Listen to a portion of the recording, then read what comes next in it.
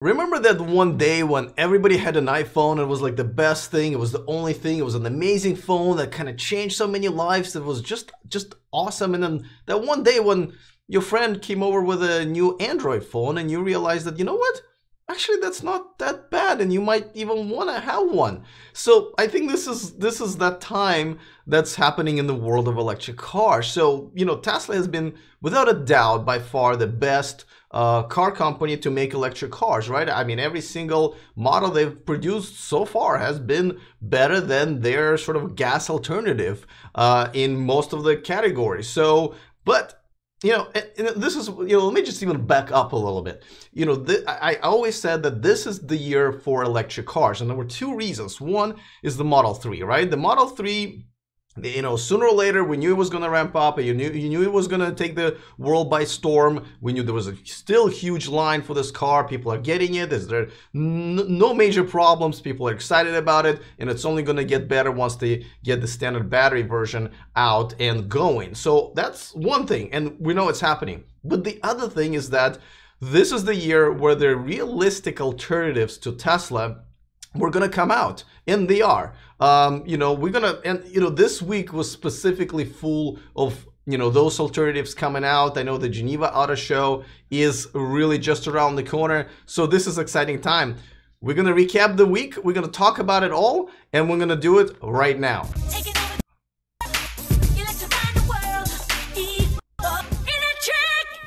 All right, guys. So I mean, this is really exciting, and of course we're going to start with the Jaguar I-Pace, because, you know, as much as the video that they came out of, you know, that whole Tesla challenge is bothering me, you know, and we'll talk about it as well. This is kind of the first time, you know, we've seen all these videos, you know, of drag races and Tesla beating everybody, but this is the first time we saw another car beating Tesla. Yes, it was a little bit, you know, fake news-ish kind of a thing, but nevertheless, it's the first time somebody kind of almost successfully challenged visually Tesla. And, you know, that video is, you know, and it's very nicely done. And again, even though they've, you know, there was a little bit of switcheroonie there, you know, they've done it as nicely as you could when it comes to, you know, producing a video that has to challenge something that's really hard to challenge. You know, and so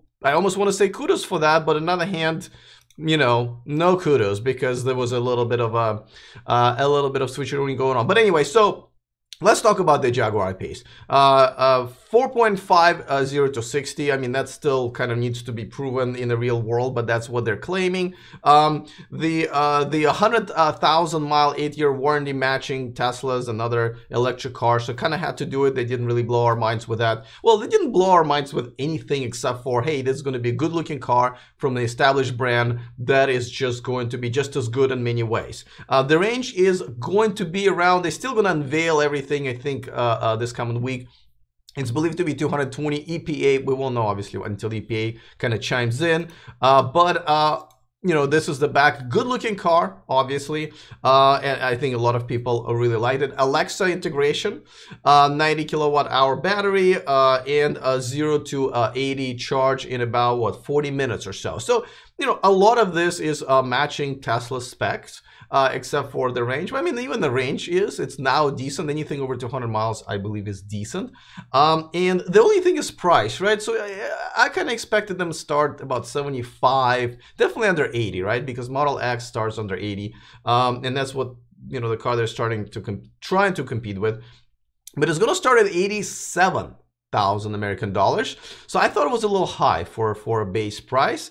You know, it's interesting because yesterday, if you haven't seen the yesterday's show, so just so you know, guys, every Saturday I'm going to try to have a live guest, because I have a setup now, and I think it's just a little bit more fun because we can get a different perspective on things from somebody that you guys probably already know from other YouTube channels or vlogs and so forth. So yesterday I had Cayman on, who I, you know, met personally before, and he just has his own YouTube channel. And so he actually thought that the specs of the Jaguar I-Pace match they better match the specs of the Model S, and that should have really been a comparison He believes that Model S is a closer comparison to the Jaguar I-Pace than the Model X, despite the I-Pace being a compact SUV. And you know, it is a compact SUV, and the Model X is full-sized SUV. So but nevertheless, you know, I gotta tell you, I've been looking forward to this car for a while. And by the way, there's another thing that's he made a good point of, which is true: the interior, right? A lot of criticism went to Tesla for the interior because of its either not being luxury enough, being too minimalistic, or not having all these buttons that people are used to, right? And you know, let's face it, a lot of people who drive Jaguars are, you know, older folks, and you know, they like buttons, you know, and their attention, you know, is not as good and sharp as maybe younger people. So you know, when they can feel the button with their hands rather than having to look at the flat screen monitor, you know, it is a better solution for them as far as they're concerned. And the, you know, as you can see, the interior is your typical luxury car Jaguar interior, and you know, that is it's something that's I think this is see. I have so many things to say about this whole thing because I'm really looking forward to this car, and the way they came out with stuff was just so wrong because they're trying to challenge Tesla. And you know, like I told Cayman yesterday, and it looked like he kind of agreed that, listen, there is 1% of all of these cars in the world that are being sold that are electric cars, right?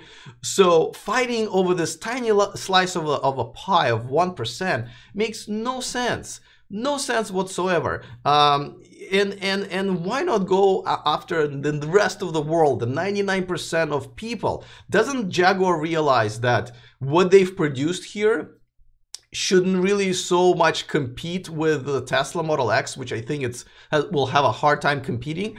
What it should compete is with other gas cars, including even their own, right? Because listen, this car has a lot of stuff that's going on that is better than a gas car. First of all, this is the only other car right now besides Tesla that's going to have the over-the-air updates. Now we don't know what they're going to be doing that. Like, for example, are they going to put more self-driving features and stuff like that? But it is a feature when your car gets better with time, which is like goes against everything we've ever known about cars. That's a great feature. The gas cars cannot compete with that. It's a quiet car, environmental friendly car that you don't have to spend money on gas or oil changes or transmission fluid changes or tune-ups. You know, you can get a sticker to be in a carpool lane in a lot of states. There are a lot of benefits of this car over the rest of the 99% of gas cars. That's the market share that I believe they should be getting it from, because it's easier. It is much easier to get a person who is driving a gas car and just kind of waiting for another good alternative. Maybe they're not ready to buy it from a startup, I'm doing air quotes, such as Tesla, and they want to buy from an established car brand, which Jaguar is. Or if they're already a Jaguar fans who have been driving Jaguar for 10, 20, 30 years, and they just want to kind of you know, make their next step into the new technology, and this is their answer. You know, all you have to do is just send out them an email. That's all. You don't have to race a Tesla Model X. You just send out an email to your own fans, and I believe a lot of them will make this conversion. So I truly believe that, I hope Jaguar understands that it is not they're probably going to be bread and butter and this fighting for this 1% of market share with the Tesla Model X, which is still a much better car than this car.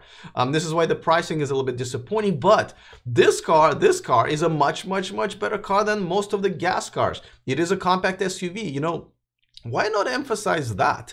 You know, Tesla doesn't have a compact SUV. I mean, Hyundai and Kia are just about to, but this is another, you know, another appeal that I think that Jaguar would have over Tesla, which they're not mentioning. Okay, so let's talk about this little video where we saw a Jaguar beat Tesla Model X. This is quite a walk. And you know, they are. My bad.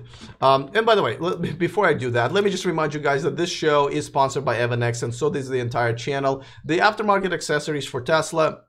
If you are looking to buy something there, and they're now producing stuff for the Model 3, feel free to go into the description of this video, and you will find a discount code they've created specifically for this community. So you guys can save yourself a few extra bucks, which is probably never a bad thing. All right, so let's talk about this Jaguar car, this video. Bob W says the second mouse gets the cheese. That is correct. Kwesi is asking, hey Alex, when is Tesla gonna build superchargers in Africa? I think when you guys are ready with the infrastructure, with a lot of other things, with just even enough people to buy it, but I don't think anytime soon, you know. And I'm not really sure if they have a service center there or a showroom. Marcus says, without a fast charging network spread across the US, only a few people will spend $90,000 or maybe on, you know what, let me address that in a second, but let's talk about this video. Okay, so in this video they raced the Jaguar versus the Model X 75D. Okay, to me, if you're gonna take cars out on the track, each company gets to present their best one, okay? And they obviously brought the weakest Model X here. And then what they've had, okay, so by the way, so by the specs, the IPace does 4.5 seconds on 0 to 60, while the Model X 75D does 4.9. So it's really not even that big of a difference, 0.4 of a second.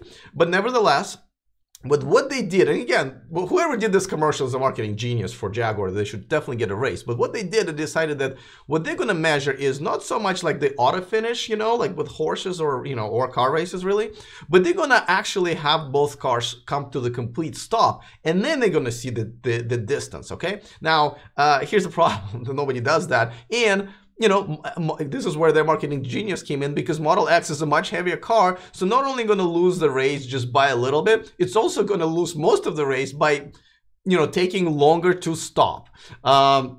So that's a bit of a cheating. So as you can see, it's beating it by a little bit, and then they gotta come to a complete stop, and that's where Tesla loses most of it, as you can see, right?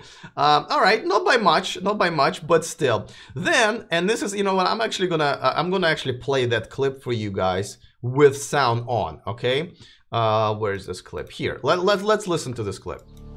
Well, this is quite a walk. As you can see, by the way, the distance is really not that much, like almost a body of a car.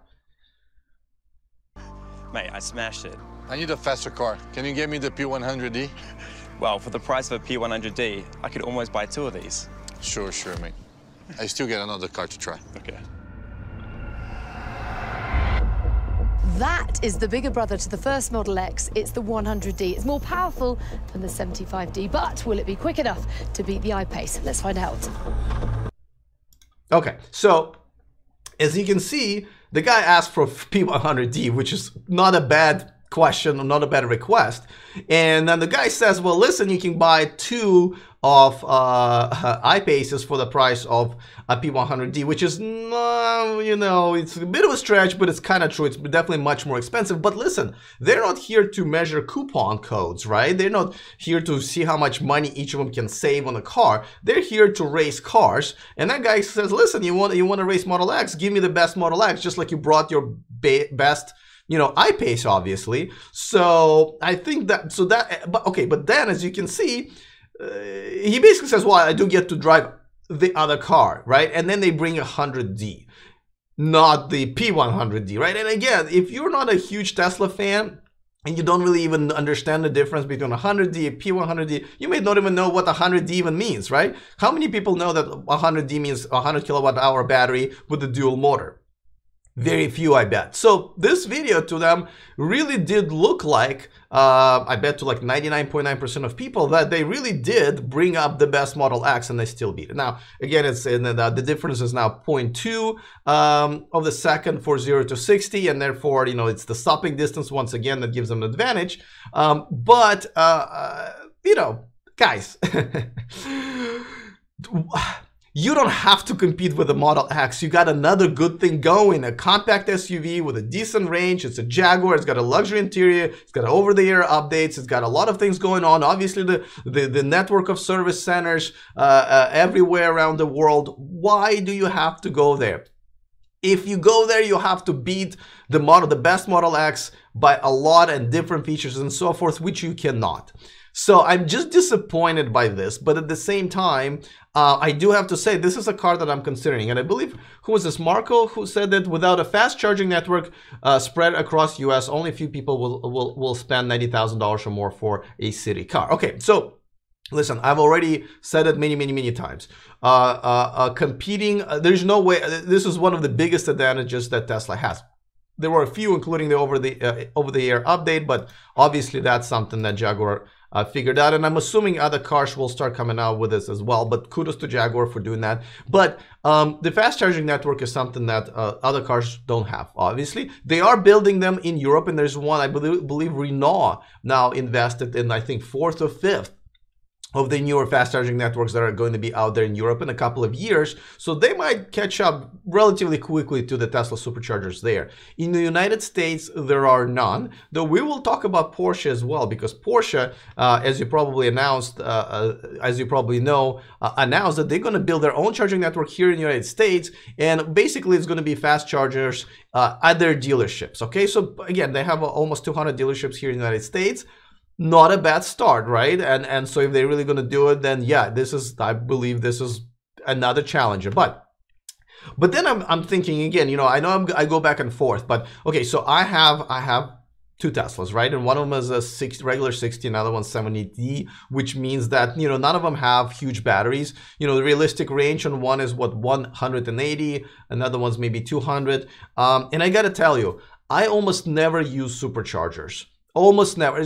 I never run out of juice, and I drive a lot. I drive about 25,000 miles per year. That's double of what an average person does, okay? So I gotta tell you, if I get this car, my life won't change that much.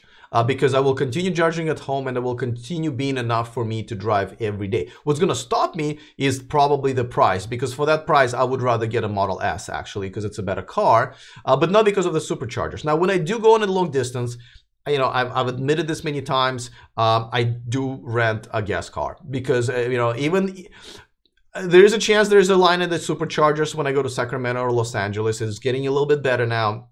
There's probably going to get a little worse again with a Model 3 out there. But I just, you know, when my 5-hour trip, boring, driving through the distance, through the desert on a long distance trip, when you're making it from 5 to 8 hours, I'd rather pollute the environment a little bit. I'm sorry, and spend money on the rental car and gas. And I gotta have to say, even when I had a gas car, and I had, I believe, a 7 Series once and an S Class, I rarely took them on the long trips. I'm not taking my 7 Series, so, you know, with all the bugs and stuff that comes off of those semi trucks on the long trip, I rented a car. So I think a long distance travel may just be something that people rent a car for in many cases, but in other cases they have, like, you know, a family van, is, you know, especially most families. So this is for somebody who has a job and wants to, you know, get to work and then maybe get to a restaurant in the evening, on a weekend go out. And again, for my relatively, you know, me and my girlfriend, we live pretty, I think, active lifestyle. We don't have kids, so we are really active. And this car would be more than enough for us, I have to say. So yes, fast charging network is important, but not on like daily basis. So I think Marco's point, let's see, I have to scroll down. I know I'm a little bit behind, but yeah, Marco's point is good about the price. But if this car was priced at like 60, maybe 65, that, my friends, would be a winner, I think. So I think they really missed the mark with the pricing. Well, let me catch up a little bit on the comments. FB Fitness, who used to be FB Diesel, and now he changed the username, so kudos to you, thank you. That makes more sense, right? The IPace interior is nice, not too many buttons. I mean, more than a Tesla, right? Let me show it to you again. I mean, obviously more than Tesla, but not as many as they used to have. I mean, they might have come up with a little bit of a bigger display, right? We can agree on that. So that's a little bit disappointing, but it is nice. It's a luxurious interior. KK says Mr. Trump is starting trade war on cars. Tesla Model 3 might be unreachable here in Europe. You know, we'll see. Guys, don't take whenever he says something seriously. Haven't we learned that? Until it really happens, it's not happening, okay? So let's just chill about that. I mean, let's learn our lessons here. Marco also says, glad to see the Alexa integration. I hope Tesla will do that as well soon. You know, I'm not really sure about that, because Tesla is going away from integrating and implementing other services. I believe they won't even have Google Maps pretty soon, because they're going to be building their own maps on the open source network and a platform. So as you know, they went away from Mobileye, developed their own thing. They're going away from NVIDIA, building their own chip. They're really kind of becoming the Apple of cars. So I don't see them integrating Alexa. I see them starting their own service, but I don't see them integrating Alexa, though I would like that as well. I don't use Alexa as much because she's kind of stupid still, but it would be it's definitely an advantage for Jaguar, right, or anybody else. FB Fitness also says over-the-air update is a plus. That show was awesome, says Ben. Which show we're talking about? I know I'm reading comments from a while back. Thank you, SpaceX fans, who says great show. Well, it's a great show because of you being here, guys. You know, this wouldn't be a show, because this show, Sunday show, is about you guys and us talking about the topics and kind of hanging out. Though I try to read as many of them as possible during my daily show, and of course I have a comment of the day. My comment of the day today, which I usually don't do on Sundays, but right before going on the air, I saw this posting that really got me going, and it's in my own Tesla Model S Facebook group that I run. It's just crossed 20,000 members. We'll get to that before I get a stroke thinking about it. Let's see. The screens seem small, says Mark. I agree with that. Actually, that's a good point. IPace is pricey for what it is, says Little Beaver Place. First time I see you posting here in the live chat, so welcome. By the way, guys, if you haven't subscribed to this channel, what are you waiting for? Join the community. There's a button right here. Go ahead and subscribe. And if you already have, please click on the thumbs up button, because that always helps this video do well afterwards, because it does rely on how many people liked the video. So I appreciate that. All right, let's move on. No real buttons was the original criticism for the iPhone versus BlackBerry. I think Tesla is right in the long run, says Ron. That's a great observation, Ron. I agree. Listen, the future is going into not even, touch screens, but also gesture controls, and basically controls that you don't really have to use your fingers for. Voice controls, that's why we're talking about Alexa so much, and with Google Home, right?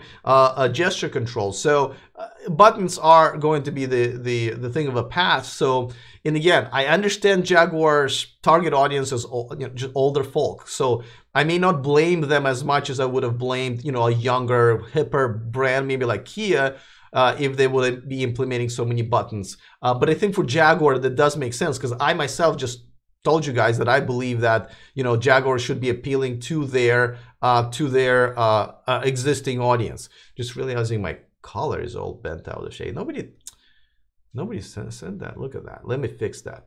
I gotta look my sharpest for you guys. Look at that. How about now? All right. A little crooked. That's fine. All right. Okay, now that we fixed the wardrobe malfunction here, we'll go on. Cougarpo says we need independent testing of Jaguar I-Pace and Tesla Model X, else we'll not believe it. Pure marketing manipulation by Jaguar. Folks, how long have you been on this planet? Okay, yeah, I mean, definitely, and this is what I believe we need to at some point get, is the somebody who's independent and got this done, and at least the proven specs, right, that we can compare them side by side. Physics says Tesla should race them on chargers across the country. That is the real world race test. Not very interesting idea. If you were to make a response video, right, you would do that. Let's see.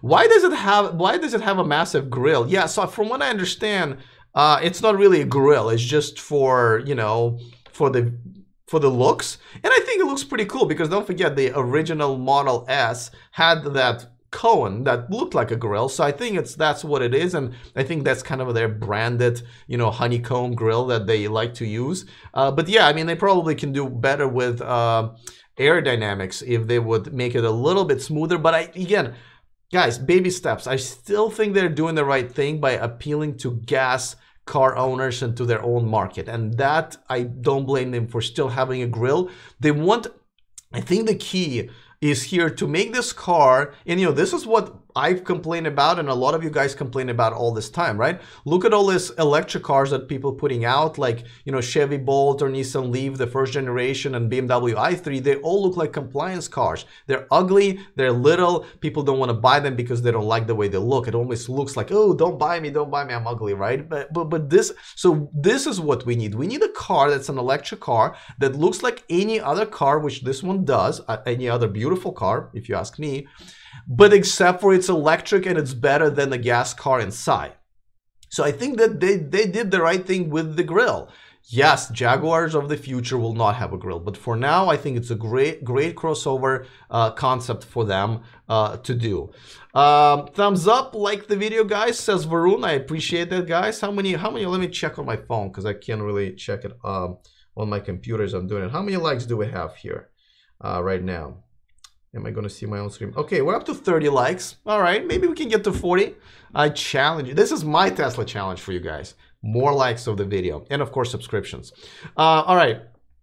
Physics says, what a stupid race. Doesn't prove anything, really. Yeah, I know. I got to tell you, like, even if they are 0.4 seconds faster, I just don't think that that's what a Jaguar SUV really would have its appeal, right? Like, you know, who's going to be racing SUVs? Again, talk about stuff, how it's better than other cars, other gas cars, 99% of the market. Fabio says, finally here, welcome to the live stream. Thanks for joining me again. It's always fun with you here. Clever switcheroo advertising, he says. I agree. Listen, guys, it's a switcheroo, but if you look at this video very carefully, they really didn't lie. People say, well, they're liars, fake news. They didn't really lie. If you see, it's very carefully worded.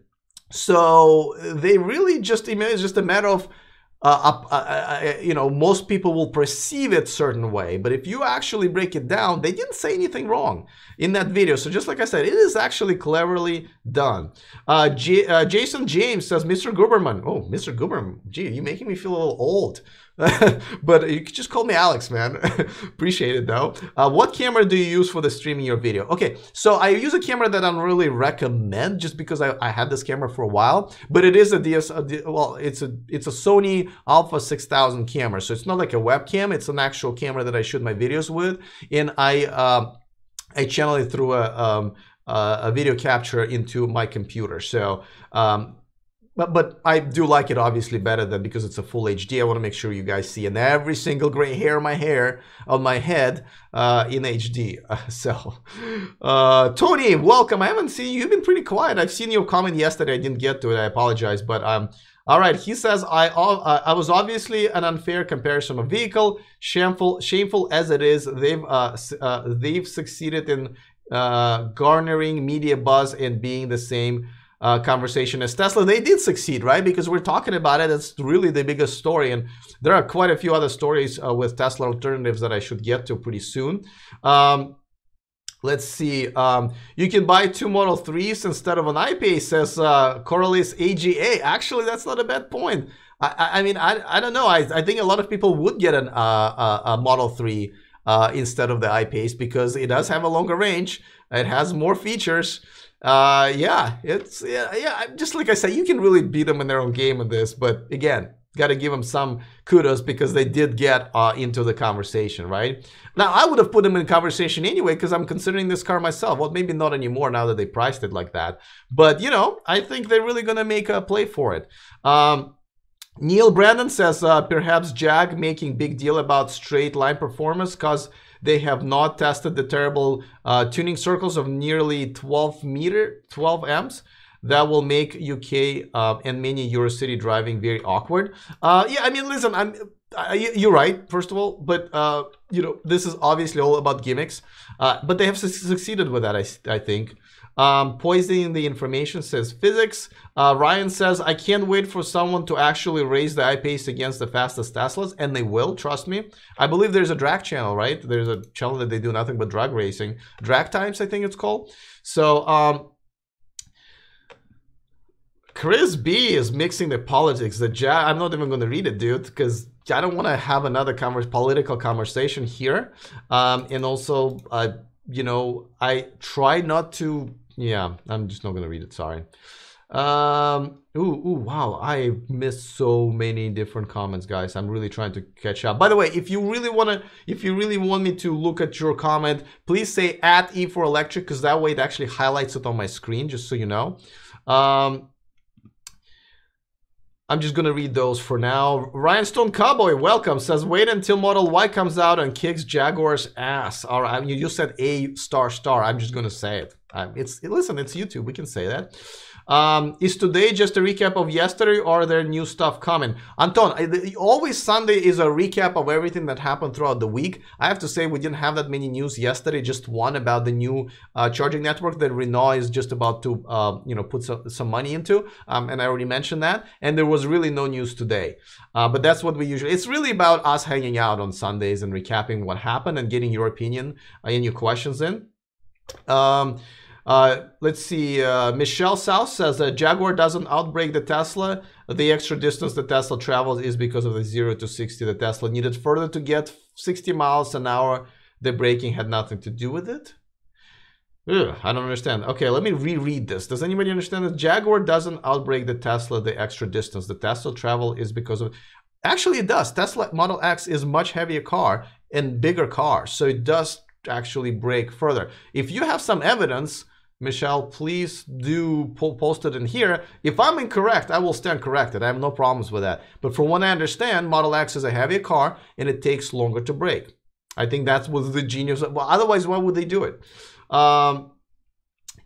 Neil says, let's not lower the level of a community to that of boy racers. It's not just about performance. You know, and again, this is we'll get to that. That's the posting that I had on my Facebook group earlier today that I wanted to discuss with you guys. I know we're spending a lot of time on this, but this is the biggest story of the week, I believe. I just bought a used P85, says Tom Dean. Congratulations. Does anyone know if I will move up in my Model 3 reservations?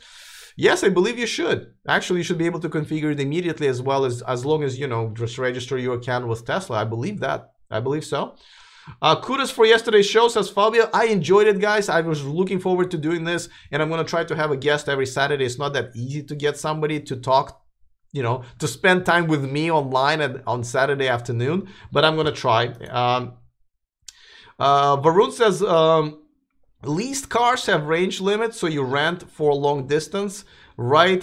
No, you're wrong. I mean, it has a lease mileage limit, and you cross that, you pay extra. But just like your car, the car that you would buy, go down in price, and when you resell it by pretty much that much, that is kind of on a wash. I don't want to spend too much time on this because it's a whole different conversation.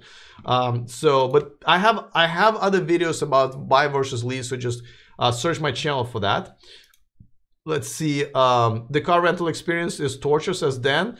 To me, especially, nothing ever scratch and ding. So you know what? Actually, I work with a Enterprise exotic cars advisor, and I rent from them, and it's been nothing but a pleasant experience for me, just because I have my own advisor and he's always treated me well. But I understand what you're saying as well. Renting a car is not the most pleasant experience, but you know, travel has a lot of not pleasant experiences. You know, to me, that not pleasant experience is better than the non-pleasant experience of spending 3 more hours waiting in line and supercharging.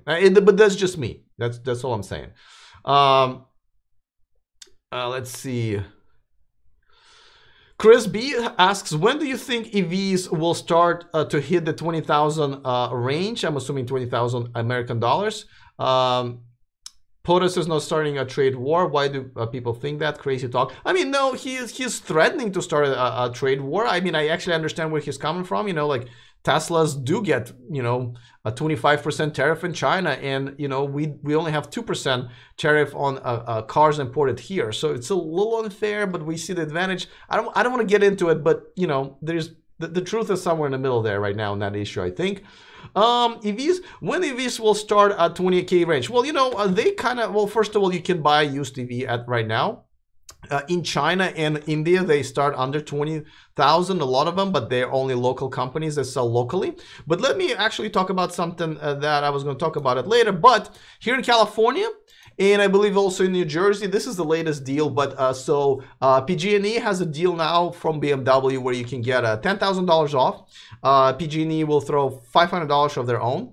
And then, of course, you get $7,500 tax rebate from the federal government and $2,500 California rebate of the total of $20,500 discount on BMW i3. Now, a lot of people like that car. It's one of the top selling cars. I believe it's what came in number 2 or 3 in February sales in Europe. It's a compact car. The range sucks. I hate the way it looks. But if you know, listen, this is a brand new BMW for $20,000. So that, I mean, I'm just saying. And you know, I have to say, it's not a bad deal. If you're okay, you know, if the range is all right with you, if it's just a commuter car for you, and on top of that, if you're okay with the look, which some people are, then this is an amazing deal. You have to be PG&E customer, which most of us are here, and especially in Northern California. I just happen to live in the only city in the Bay Area that actually has its own utilities, which means our electricity is much cheaper. But nevertheless, if you're PG&E customer, all you need is a bill with your name on it, and you can get this deal for pretty much $20,000. And don't forget all the money you're going to save on, you know, not buying gas, not having to do oil changes, tune-ups, and you know, I already mentioned that. And you guys know. You guys know. All right. EVs got to come below 30,000 euros before they can be the first choice, says KK. Yeah, for a lot of people, but for some people who are already in the market for a car that's over 50,000, you know, Tesla is a great choice. And don't forget, we calculate the gas savings into this. Like, for example, if you spend $200 on gas every month, you're probably going to end up spending 50, 60, 70 on electricity. So it's an extra $140 per month.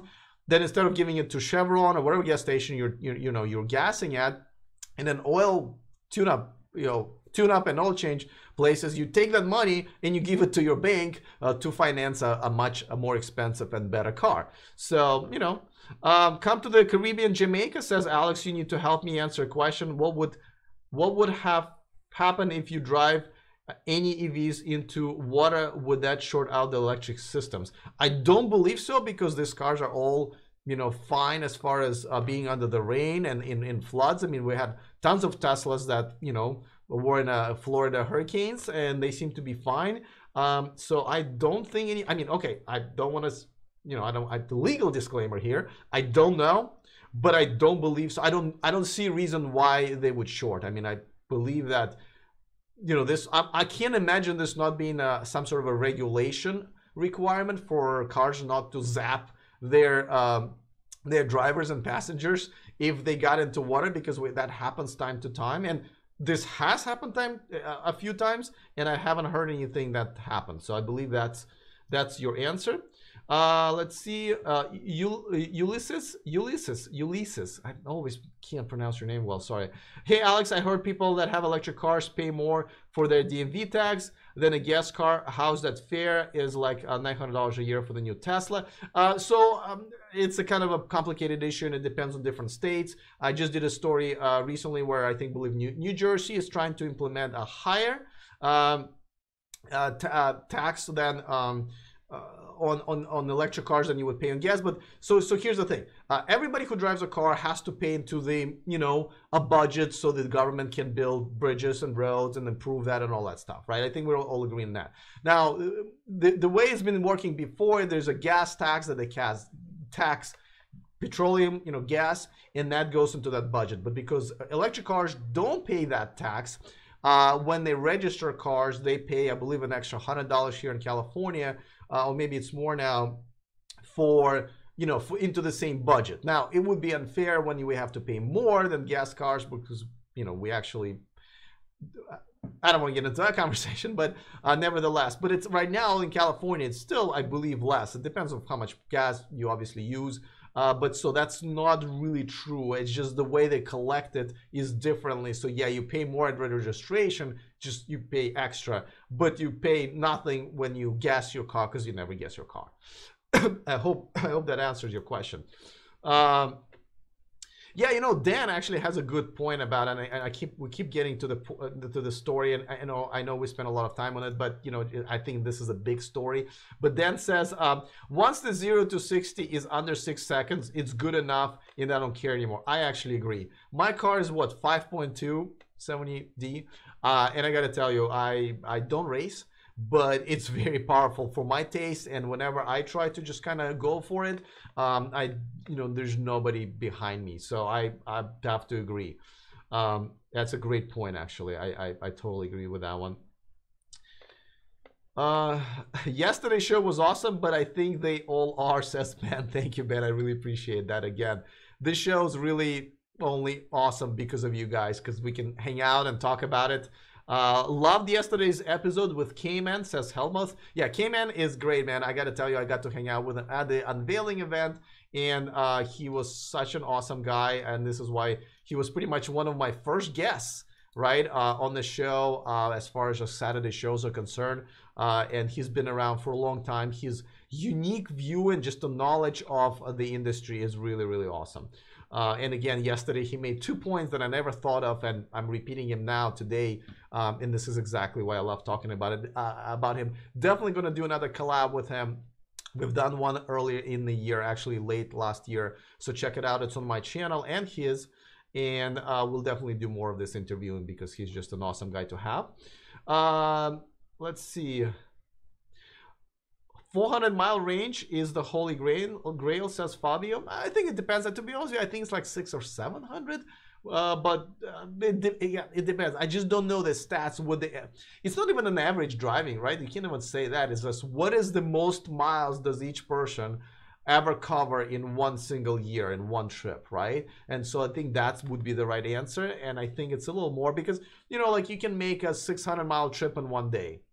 And I think that's where it's going to be in terms of just not charging in between. If Tesla releases the Model Y and the price is at $45,000, it's going to kill the I-Pace. Absolutely agree, says Corda Jones. Let's see. I'm just trying to catch up with your comments. I'm sorry, guys, if I don't cover all of them. You guys are kicking ass here. We got 120 people right now hanging out. I-Pace is a 5-seater. You know what? I believe so. I'm sure there will be configuration options, but I believe so. Where's the old-fashioned channel stuff I want to look up? Oh, my old-fashioned channel, like where I do fashion videos. It's called, actually I go under a different name, and it was my kind of fashion name. It's under Alex Nevsky, so it's A-L-E-K-S, and the last name is Nevsky, N-E-V-S-K-I. So that's where my fashion videos are. I don't do that anymore. I kind of concentrated on this one. So, but by the way, I just released my very first a video that I've ever produced to my Patreons, and that was kind of fashion, but it was mainly about, like, it was a funny, sexy ad about my Facebook app that I did that would notify you when you get unfriended by somebody on Facebook. Facebook pulled the plug on that. Unfortunately, I had to rely on their API. But here's a pic from that video. Can probably barely recognize me without my grayed hair. But yeah, that was fun. That was my girlfriend at that time, the girl I was dating at that time, that was actually behind the camera. So anyway, but by the way, guys, let me know. I really want to make sure that I make the right videos for my Patreons. And even if you're not Patreon right now, I would love to know, if you were to support the show, what kind of videos would you want to have? By the way, the link to my Patreon in the description of this video is, it costs money to produce your show, to travel. I travel now a few times a year just to bring all those reports to you guys. I will probably travel more, obviously equipment and everything. And one day I would like to, have this as my daytime job. But those of you who support me on Patreon are helping me to get there. So if you are interested, definitely click on the link in the description of this video. I believe it's patreon.com/E4Electric. But tell me what kind of, I want to make sure that I produce the right content for you. I have some of the behind the scene footage, like I have stuff, fun stuff, that the videos that I made before, or videos from my fashion channel. I do some behind the scene bloopers. I did like a couple of special reports that I did specifically for that community. But I really I really want to grow that community, you know, faster now. So if you don't mind telling me this, either by email, and you know my email is alex@e4electric.com, or in a comment section of really any video, but here would work as well. Maybe don't put it in the chat as much. Well, just go ahead and put it in the chat. I will still read it. But I really would love some of your opinion on that. I should really move on, but let me just yeah, Fabio says IPace plus option goes north of $100,000. That's correct. I gave you thumbs up, says Kwesi. Thank you so much. Let's see how many thumbs up are we up to right now. Just gonna check on that on my phone right here, which is an Android phone. This is an IPace to an iPhone, I guess. Let's see. We are at 46. All right. Can we make 50? Do I hear 50? Come on. All right. Let's see. I'm trying to catch up. Again, putting at E4Electric will get my attention much faster because it actually highlights it for me. All right. I think, yes, I think I'm all... Yeah, I think I'm going to be almost all caught up very soon. My girlfriend says, can I be a guest on your show? You know what? That may not be a bad idea. Let me know, guys, if you want my girlfriend as a guest, because I guess her, well, first of all, she's a Tesla driver. Secondly, she sees a lot of stuff behind the scene, and you guys can probably ask her questions. But judging by the fact that, you know, most pictures that we take of ourselves will never make it on Facebook because she's such a, you know, harsh judge of what actually goes on social media. I'm not really sure if she's actually going to do it, but hey, let me know. I wouldn't mind. I think that might be a fun show. KK says a BMW costs 2 to 3 times more than here in Finland. Well, yeah, I think because of the not only tariffs but also the transportation costs. Let's see. All right, I guess you're talking between them yourselves. About states, says Fabio, starting to tax extra EV cars already. Well, okay, so not, yes, they are. I mean, there's been a thing. Like I said, we are taxing them technically, but again, this is the same money that are only fair to collect from all car drivers to improve our roads and bridges and infrastructure. So I actually don't mind. Denoti, I've never seen you here. Welcome to the show. But you say, why are complaining about the I-Pace versus Model X race? Tesla's performance cars have been racing other performer cars and winning with no complaints. Yeah, if they're fair races, I don't complain, no matter who wins. I don't root for Tesla. You guys have to understand, I don't root for Tesla. I think Tesla is just the best electric car maker right now, but I don't root for Tesla to win. I actually I want competition. I'm excited about this year because of competition and other electric cars coming out, because I think Tesla does not cover everybody as far as what they're looking for to get out of electric cars. Plus the competition is good anyway. My shirt is crooked again. All right, so just want to be clear about that. So the only reason I complain about it is it looks shady. That's all I'm saying, right? They just try to, I mean, I thought it was kind of clear on that, so I don't know if I'm not making my point correctly, Denoti, but clarify if I'm not. I'll be more than happy to address this. Let's see. Ben and Fabio says the government should be stop subsidizing ethanol or petroleum. We've gone over it. Yeah, absolutely. I agree with you guys. How did you meet Cayman, says Ben? You know, I'm trying to figure out. I think we met online. We just kind of started talking. I think I started commenting on his videos or whatever, and I asked him if he's going to be at this Tesla unveiling, the semi-truck unveiling. He says yes, and we ended up, you know, meeting up and hanging out. And you know, I also hang out with Patrick of Tesla Trip. You know, there's just a bunch of people I met. I do have to say, do I want to say this?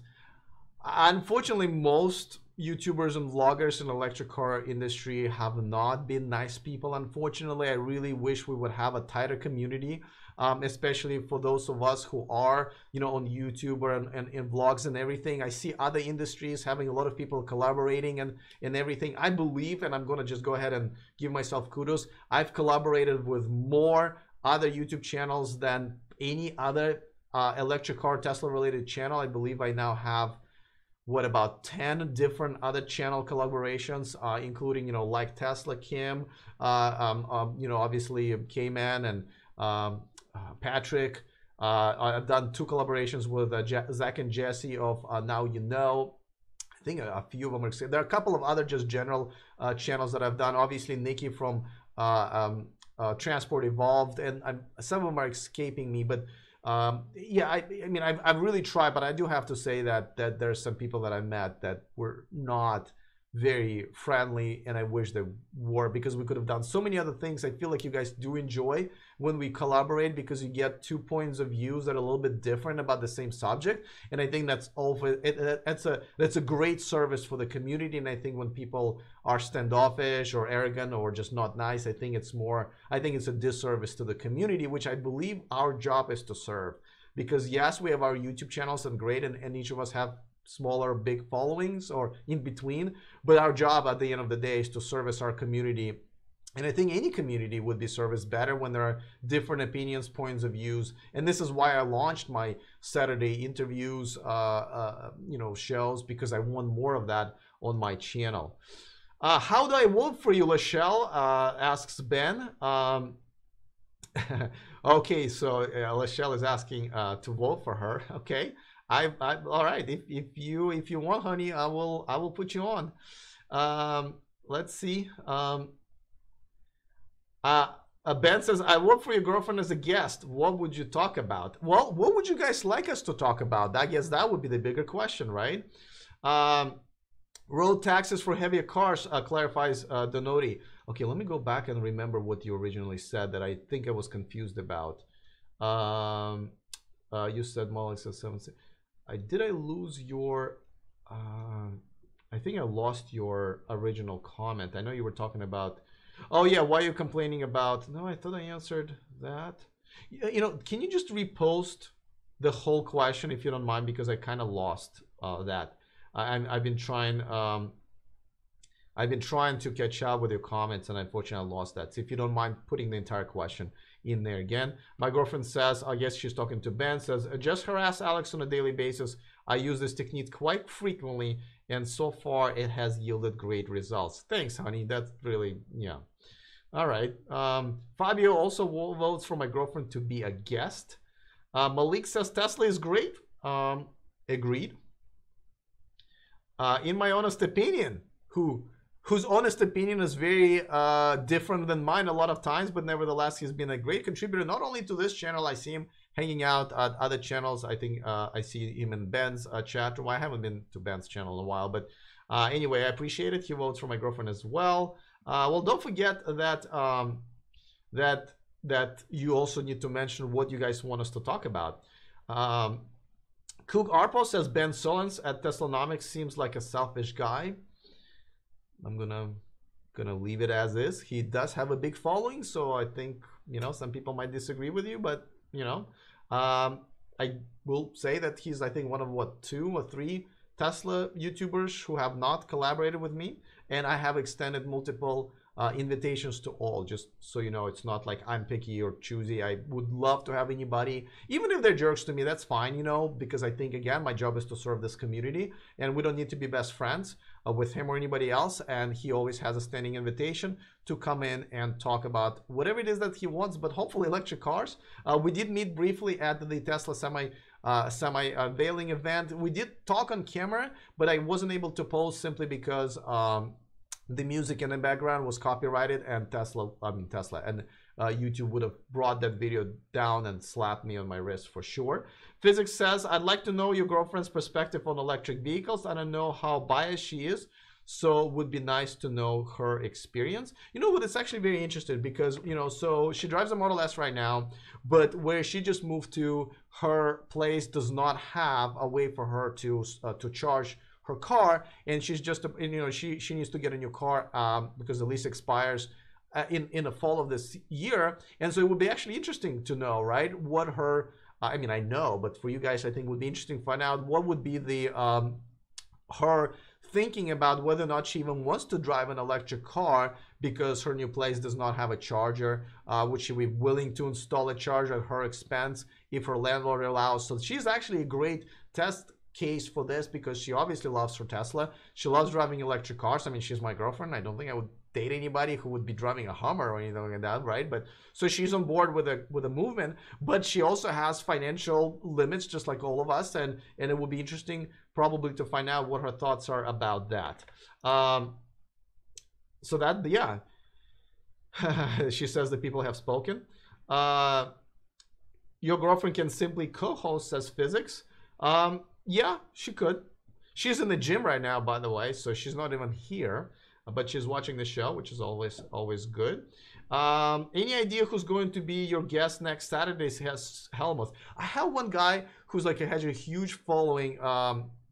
You probably don't know him, but he has a big blog on LinkedIn. He has like 200,000 people on LinkedIn, so he'll be my guest I think in a couple of weeks. Next week I really don't know. I literally just started, guys. I really set it up, and K-Man is just a buddy of mine, so I brought him in. He was very gracious to do that on a short notice. I don't know, so as soon as I will, I'll let you know, and maybe I'll have a better idea as I schedule them out further. But at the same time, I'm a little afraid to schedule people 2, 3, 4 weeks in advance because, you know, it's a Saturday afternoon and people's plans change, and obviously I don't pay my guests to be on the show. I don't even pay me, right? So I don't know. We'll see.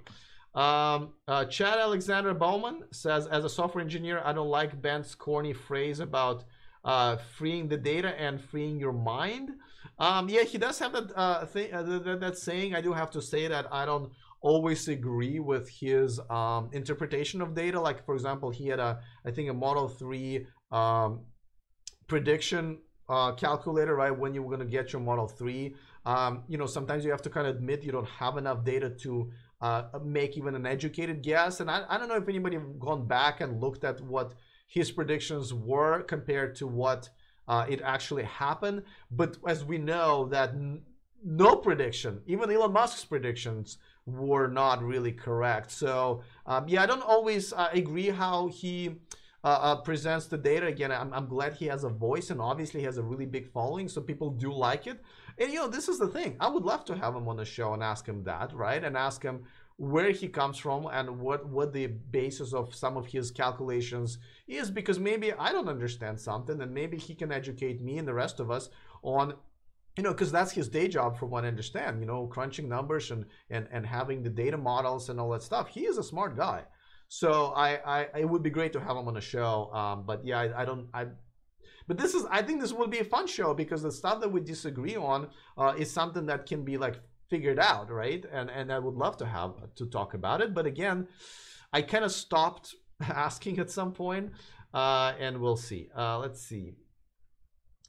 Fabio says that would be an interesting show. You interview your girlfriend on her experience and thoughts on EV movement. Okay. Physics says, I think Ben's phrase is trying to say that with the data, your mind is free from the BS in the world and you have the facts. The data to set your mind right, that's what I think. I know, yeah, I think I agree. It's not a bad phrase. I don't always think that he follows that himself, right? And again, I could be wrong. That's why I'd love to have him on the show. What do you think about the Chevy Bolt? I think it's the best car ever made in the universe, says Bob Lutz. Well, please state your claim then, because it doesn't have the best range. It doesn't have the best cargo space.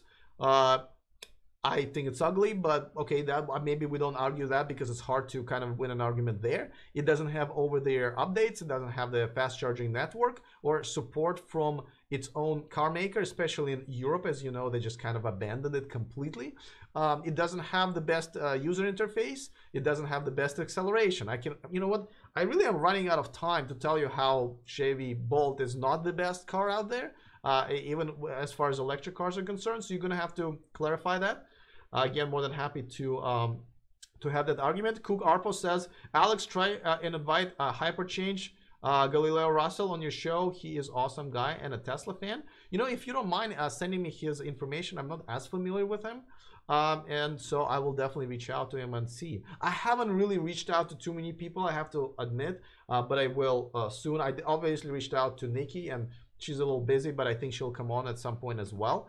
But you know what? Let me move on to one of many other stories that I think have been all big breakthrough stories. Just by the way, if you guys are just joining us now, we're talking about how this week has really been a big Android week, as I call them, with all the alternatives to Tesla that are popping out. And I don't mean just like some other electric cars that came out on the market. These are good-looking cars.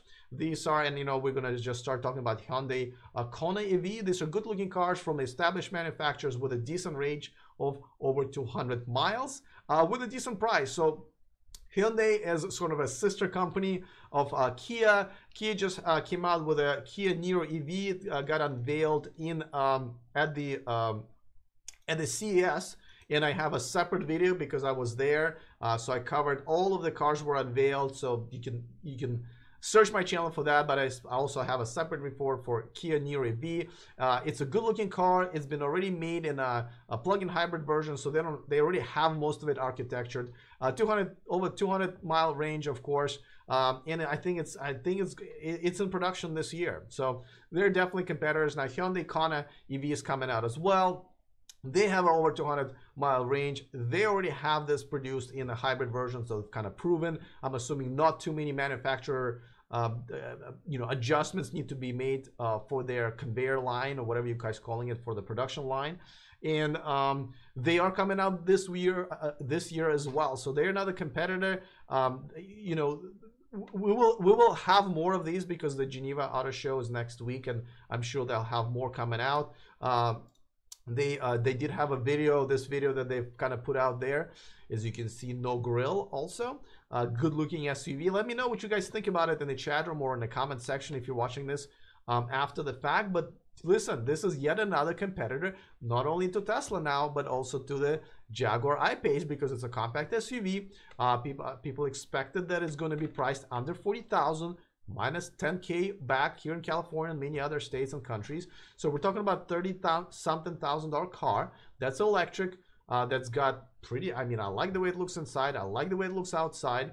Obviously they have the service centers and you can lease the car and buy a car. They have everything already set up.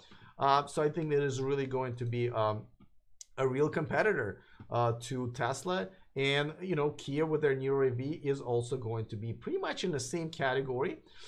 Chris says Hyundai is going to take the industry like Ford, Chrysler, Chevy by surprise if they do not catch up. Absolutely agree. Let's see. All right, you guys are still talking about that. That's fine. All right, so that was another great news. I've said it many times, and I know I'm talking about it like an hour into the show, but listen, this is another realistic competitor. For example, I wouldn't be surprised if my girlfriend, if she decides to go with an electric car, she might opt out for this car because, again, she can lease it. It's a very reasonably priced car. It has enough range for me. For example, anything over 200 miles a day is enough range for me. My girlfriend drives a regular 60 right now, which is even shorter range than this car. And as long as you can charge overnight, and rent a car once in a while when you go on a long trip, which a lot of times really by plane, very unlikely that people go on a long trips. When they do, again, they rent a car or have a separate car for that. But it's a daily car. This is a great alternative. Again, looks great. Looks great inside, great price, good range, and it's an established manufacturer. Now let me move on to another established manufacturer, because Porsche Mission E is coming out in the beginning of the next year. It is also priced a little bit high there, but it will compete with Tesla Model S. Obviously, they once again, I was really so the good news is that they're going to be the first manufacturer besides Tesla in the United States that are going to start creating their own fast supercharging network. Now, Volkswagen Group, the owner, the parent company of Porsche, is already invested in a couple of fast charging networks in Europe that is going to be growing in the next 2 years, that are maybe going to be faster. At least they're saying they're going to be faster than Tesla's supercharging network. But they are saying that they're going to be basically building them at their dealerships, and that makes sense. And there's about 190 plus dealerships in the United States, so it's a good start, and it's a good answer to a lot of doubters saying, "Hey, where's the fast charging network?" And again, most Porsche owners, it's pretty safe to assume that they live in their own homes. So the fast charging station or just even a regular charging station to charge overnight is not something that they're gonna have a problem with. Now, one thing, of course, I didn't like, and again, this is a mistake that I think Jaguar is making and Porsche made earlier this week. One of their executives was talking about how the Porsche is going to perform much better than Tesla, going 0 to 60 multiple times. Now, that does not appear to even be true, because there are plenty of videos out there where, you know, you can go all the way to removing all software limitations and P100D, and it will go 0 to 60 over and over and over again. So that's not even true. They did say something that's kind of true, is that you know, if you're traveling on a really high speed, Model S, you know, gets a little overheated because, you know, the battery output has to be at the high level, at the continuous pace, and it looks like the Porsche Mission E will handle that much better. But really, who gives a damn? How many people are going to be driving that car at an Autobahn, really? Here in the United States, you can't really even drive that fast. I'm not really sure if it's going to be that big of a deal.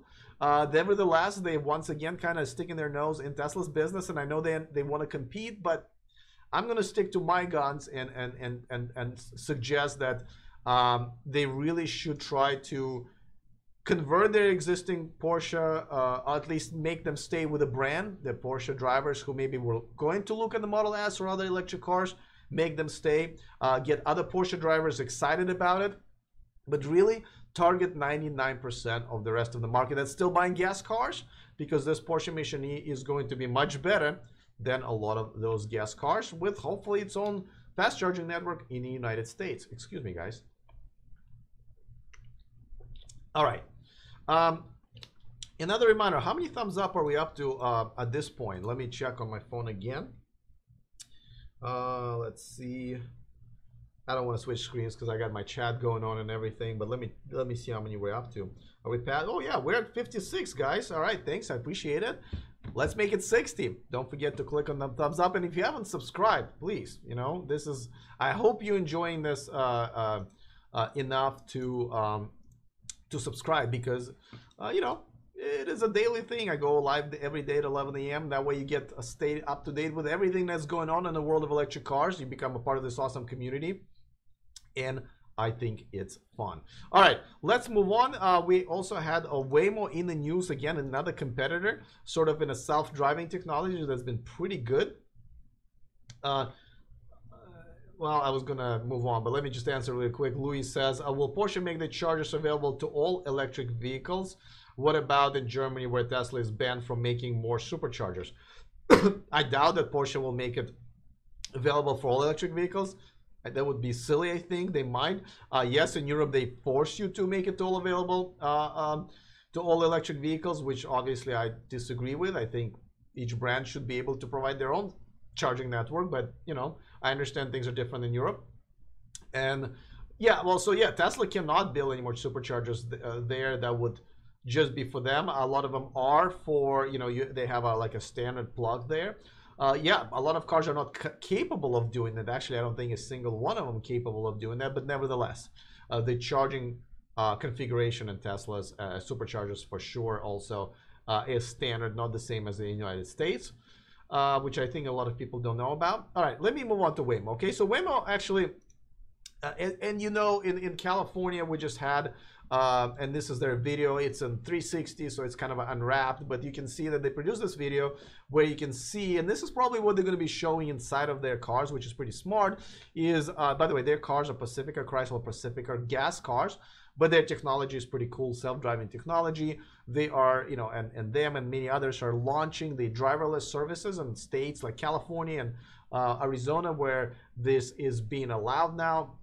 But this is a video where you can watch it and they have an explanation about, you know, what the car sees and how the technology works. And I think this is a good video for those who maybe are doubters, or even if you're riding in a car, you can see what the car sees and you kind of feel more confident that, oh, it actually can process way more and see way more than I can see. And therefore, I'm going to trust this car even more than I would trust a stranger driving me, like a taxi driver or an Uber driver. So, so I thought that was really cool. I think this would be almost a must to have the camera like monitors to show the passengers that, hey, this car really knows its stuff, you know. And this also leads us to the California DMV regulations that they've just kind of put in place. And there's not some regulations, it's a new policy, and I've read it. I've actually went over and read it in PDF, a long boring one. But what they're going to do starting April, they're going to allow car manufacturers to have self-driving cars on the road without the driver. Now here's the thing, unlike Arizona, that's also, I believe, they just passed the regulation, very similar one, except for they do not require a remote driver, I believe it's called. Okay, so in California, each car has to be connected and monitored by a remote driver, just like we do with our military drones, minus the weapons, but those sometimes it will probably help. So but it's going to be where the link needs to be maintained all the time, and if something happens, the remote driver has to take over at any time and be able to communicate with the passengers in case of an accident with a police officer or other drivers of other cars being involved. So I mean, I wouldn't say that's a bad regulation. I think it's pretty responsible, but nevertheless, it makes us to the next step. Not really sure why companies would want to do it. If they have to have a dedicated monitoring person, then why not just put that person inside the car? So that one thing I'm not quite understand why that would be attractive. But at the same time, obviously, if you have to maintain a connection link between the car and the wherever you have the monitoring center, it's much easier to hack, or at least it's possible to hack. And if a human created it, another human can hack it. So that's a concern. That's a concern. But I've read the regulation PDF, and it doesn't really specify any kind of limits or security measures that you have to have for that link. And that's what concerns me, right? It basically says that company is responsible for maintaining the communication link at all times with the car, so the remote driver can take control and communicate, blah, blah, blah, blah. But it doesn't really say that, like, what kind of security measures each company has to put in place that the car cannot be hacked. So I'm really surprised that there's no particular even wording there in that regulation from DMV. I hope it's not going to end up badly when somebody hacks one of these cars, runs into the pole, and only then we go like, oh, there's a problem, we should probably fix it. I know that's how we do it in the United States a lot of times. We don't really get off our butts unless there's a problem, and even then we really don't sometimes. But in this case, I can tell you, there might be a problem. You need to make sure that the connection between the car and a monitoring center is very secure, very tough to hack. There should be laws against hacking the cars with severe punishments and blah, blah, blah, blah, blah. So I'm a little bit concerned, but nevertheless, that's what's happening, and this what is going to make the cars like this. This is a Cruise AV, I believe it's called, and it's a video of what it would look like when there's no wheel and people are just kind of riding in a car without a driver. Let's see, Cook, I see your message. Thank you, I appreciate that. Hello from Louisville, Kentucky, says Alt MZ6. Why isn't Tesla stores here in Kentucky? You know what? I don't know. Are you guys one of the states where the showrooms are not allowed? Or if you're not, then maybe it's just a choice of Tesla just because maybe not many people are interested. I don't know the answer. I'm sorry. You guys, if you're in a chat room or you're watching this in the replay, please do let both of us know, actually. I'm kind of interested. Never thought about that. Let's see. Physics says it doesn't make sense to allow company to make their own chargers for their own cars when eventually there will be over 100 charging different stations. ICE don't have this problem. Why start? Well, these are two different, really. Okay, let me go back to the right graphics, and I'll tell you what I think about it. Because I think these are two different. Oh my goodness, why can't I get to it? There you go. I think these are two different things, right? First of all, can a company provide service and that will only is going to be good for their own product? And I think in a free business world, and the way to do business is, yeah, if you own a company, you have a product, and you want to create a service for that product, well, by all means, that should be allowed, and you should not be having to open that service to everybody else, especially your competitors, which usually that's what it ends up being, right? So what would be a good example, right? So if you, okay, so for example, you have a grocery store, neighborhood grocery store, and you have different providers. Let's say you decided that you're gonna get your own car and deliver your groceries to some of your customers, right? Well, what if there's a law that will say, you know what? That's great, but now if your competitor wants to use your car to deliver their groceries, then they should be allowed to. To me, that doesn't make sense. So I'm against that. I know Europe is a very, you know, not as capitalist of a place, but at the same time, if you allow companies to do business, you should let them do business. And I think forcing them into not being able to support their own product with their own service is wrong. Now, yes, you're right. If every single company creates their own single, you know, fast charging network, yeah, there will be a lot of them. I think there will be no more of them than total of the gas stations out there. So that may not be that bad of a thing. But at some point, and it's happening already in Europe, right? Because, you know, Volkswagen Group, and a few other companies like Ford and I think Mercedes-Benz and BMW, they've already united to invest into this sort of third-party charging networks, fast charging networks that are already, what, about 4 or 5 of them in Europe that you'll see more and more that will provide this service to everybody, right? So as you can see, sort of marketplace kind of takes care of it itself. And then companies like Tesla, for example, or Porsche, if they want to stick with their own, then they can do that as well. So that would be my answer to your comment. I hope it makes sense. Vic O says, when range is 500 miles, would the existing supercharger count be enough? And would Tesla now focus on high-capacity destination chargers at hotels? Well, I think Tesla is already focusing on obviously fast charging network, the destination chargers for hotels, and now last week they came out with a new program for the workplace chargers, where they want to install the destination chargers at different, you know, campuses of different companies and so forth. So,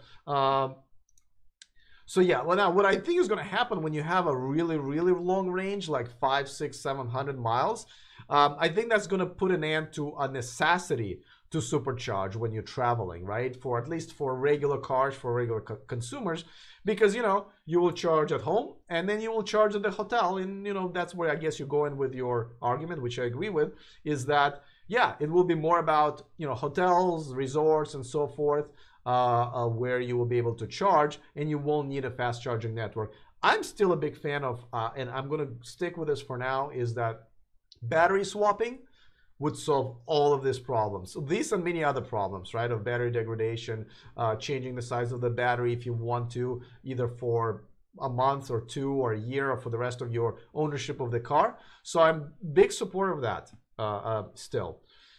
But and I do agree that fast charging networks will be going away at some point with the development of a longer range and maybe battery swapping, which is getting pretty big in China with the Neo, what is it, ES8 coming out, and I think it's going to be a big success.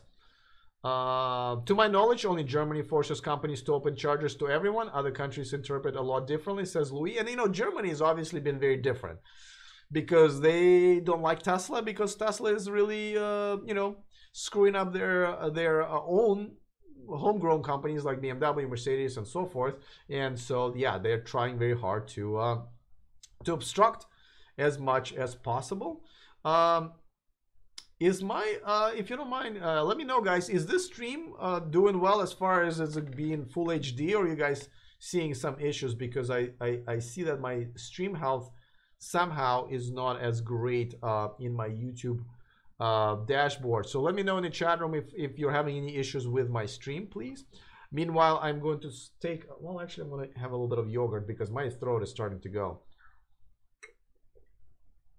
Let's move on to another Tesla competitor that's making its case in a couple of different ways.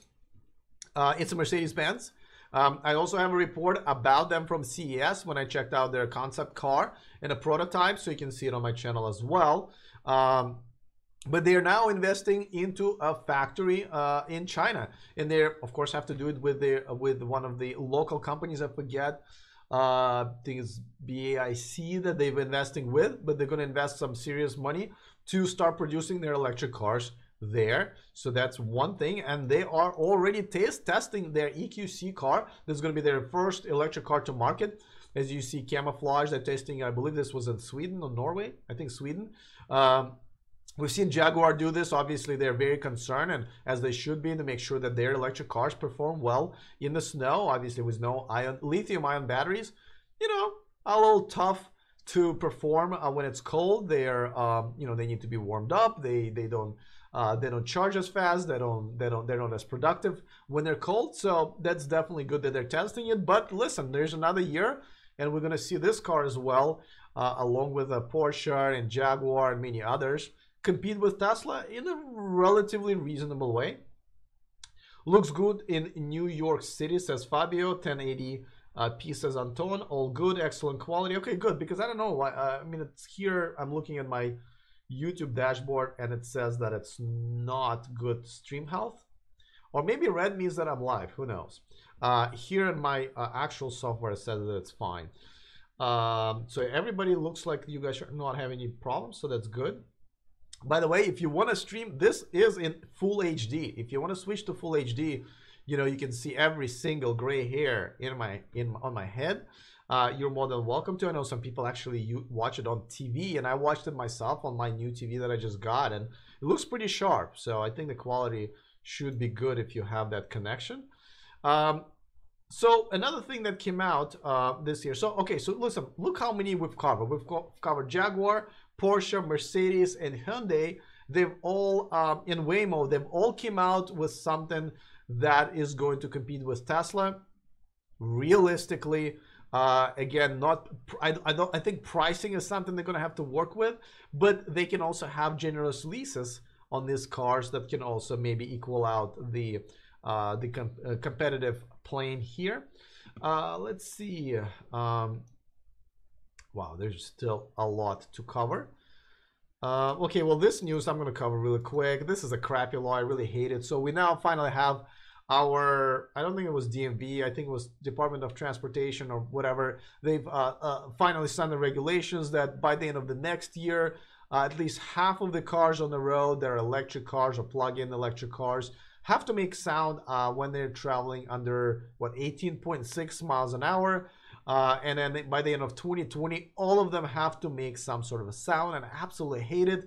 You know, this comes to my belief that everybody has to have a personal responsibility when when you're stepping into a path of a car. You need to make sure to look left and look right, like our moms told us, and then really responsibility should be on those people and not necessarily on people who are driving cars, because now with everybody having the earbuds in, so what I mean, I don't know. I really hate it. I really think that quiet cars are a good thing, and people should just use their, eyes to figure out if there's a big killing machine coming down just about to hit them. Because I'm not really sure why we're saying, well, let's rely on ears and on our eyes to do that. Just like I said, a lot of times we have headphones or earbuds in them, so that kind of creates the same problem. Absolutely hate this, but we are here, and this is what it's coming down to, unfortunately. Edward Mitchell says, anytime I hear of a Tesla killer, what comes to my mind is someone wanting to go back to the old ice ways. What are your thoughts on that term? Absolutely hate the term, because I don't want Tesla to die, and at the same time, Tesla is not going to die. Okay, the Tesla is here to stay. No matter what, they will not go bankrupt anytime soon. The electric cars are here to stay. I think and this is why, as you can see, I titled my video, the thumbnail, I think the better term is a Tesla alternative, because I don't think anybody can kill a Tesla anymore. And you're right, it kind of says that when Tesla killers back in the day, 5-6 years ago, are usually people and products that want all electric cars to go away. And again, once again, I believe that when you come up with an electric car, Jaguar, Porsche, whatever, you should not try to compete with Tesla. The rest of the market, 99% of the market, is still gas cars. You should try to compete with them just as a good business solution, because there are more of them. The bigger chunk of the pie, actually most of the pie, is in electric cars winning over the gas car drivers. I think the noise thing is stupid too, says Rhinestone Cowboy. People walk out in front of ICE cars for years. Noise makes no or little difference. Preaching to a choir, absolutely agree. I really am disappointed in this. Let's stay with, let's go back to the Model 3 news. This is a picture from a Stanford shopping mall that I got a while back when it was one of the 2 Model 3 displays that were in Tesla showrooms. Now, this week, they're expanding in Canada because that's where they're going to have a launch very soon. This is where I think some people can even configure their Model 3s.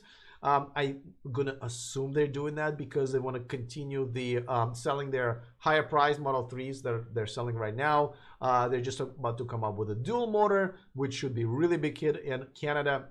And I'm also hoping that they're doing it so they don't get to their 200,000th car until July 1st, so we can keep the federal credit for an extra 3 months.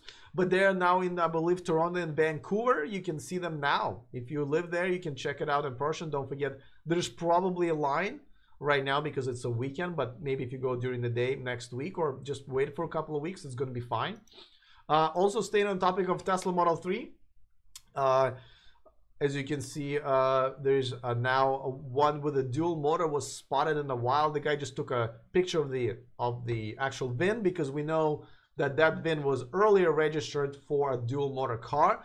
Didn't take a picture of the car. I mean, you can't really, doesn't really matter, I guess, because you can't really see the dual motors or even see that the car has dual motors. You're only able to tell by the VIN number that broke down to the one that they've registered for a dual motor. And just like I mentioned, it's coming to Canada. I mean, it's coming to everybody, and of course people will have to pay more money. People are wondering how much. My guess is 3,500 to 5,000, but it's probably going to be closer to 5,000 because I believe it's also going to include air suspension, I believe. So they're kind of packaging it. Let's see. Hi, Jay Leno. I wish I could tour your shop. Is Jay Leno in the chat room? I strongly doubt it. Oh, yeah. Jay Leno says, hi from California. Hi, Jay. How are you? I mean, but could also be his, yeah, people have the same name. Make the car sound like the Tron vehicles, says Fabio. Louis says, I'm lucky that I live in the UK and we don't have stupid noise laws. Yes. Thanks for baiting me like that. I'll make sound for them. My horn, says Alt MZ6. LOL. Listen, no LOL. That's actually a pretty good statement. Yeah. If you're walking in front of me, I mean, you know, when there's a passage for cars and you're walking in front of me without looking or in your cell phone, hell yeah, I'm gonna honk at you. That's the way to get your attention. I hope scare the crap out of you as well. I mean, I don't mean to be like an angry old man here, but again, responsibility, personal responsibility, people. Let's see. IMHO, in my honest opinion, says it's really the responsibility of the first guy you run over to scream loud enough to warn the other pedestrians. Yeah, I guess it's another opinion I totally agree with. Again, personal responsibility. It is kind of funny. One the Fisker sound, says Ben. Not really sure what that means, but okay. Jay Leno says solid state batteries and zero state batteries. I don't know what zero state batteries are actually, but solid state batteries are probably the future. Looks like maybe with sort of a collaboration with supercapacitors.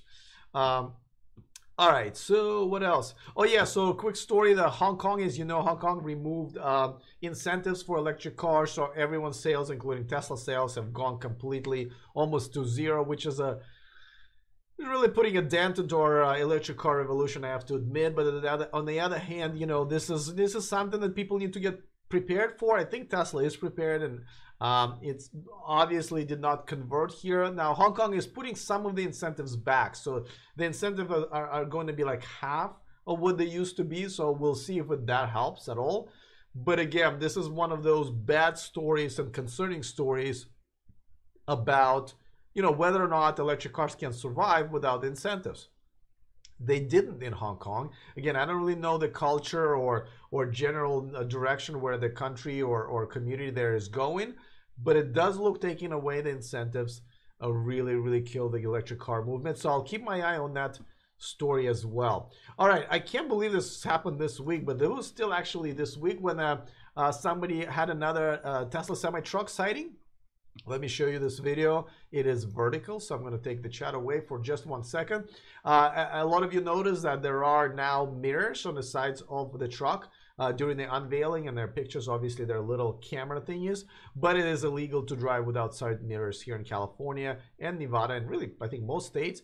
So they put the mirrors up. So every sighting that we have seen so far of a semi-truck in the wild has those mirrors. The guy named Vlad who took this video, I'm assuming a fellow Russian. This truck was going from Tesla factory in Fremont, California to the, looks like Nevada's Gigafactory. I don't know what the purpose of it is, but it obviously it needs to travel a good distance there. Nobody spotted it supercharging or anything like that. I'm assuming if it was supercharging somewhere, somebody would have snapped a picture.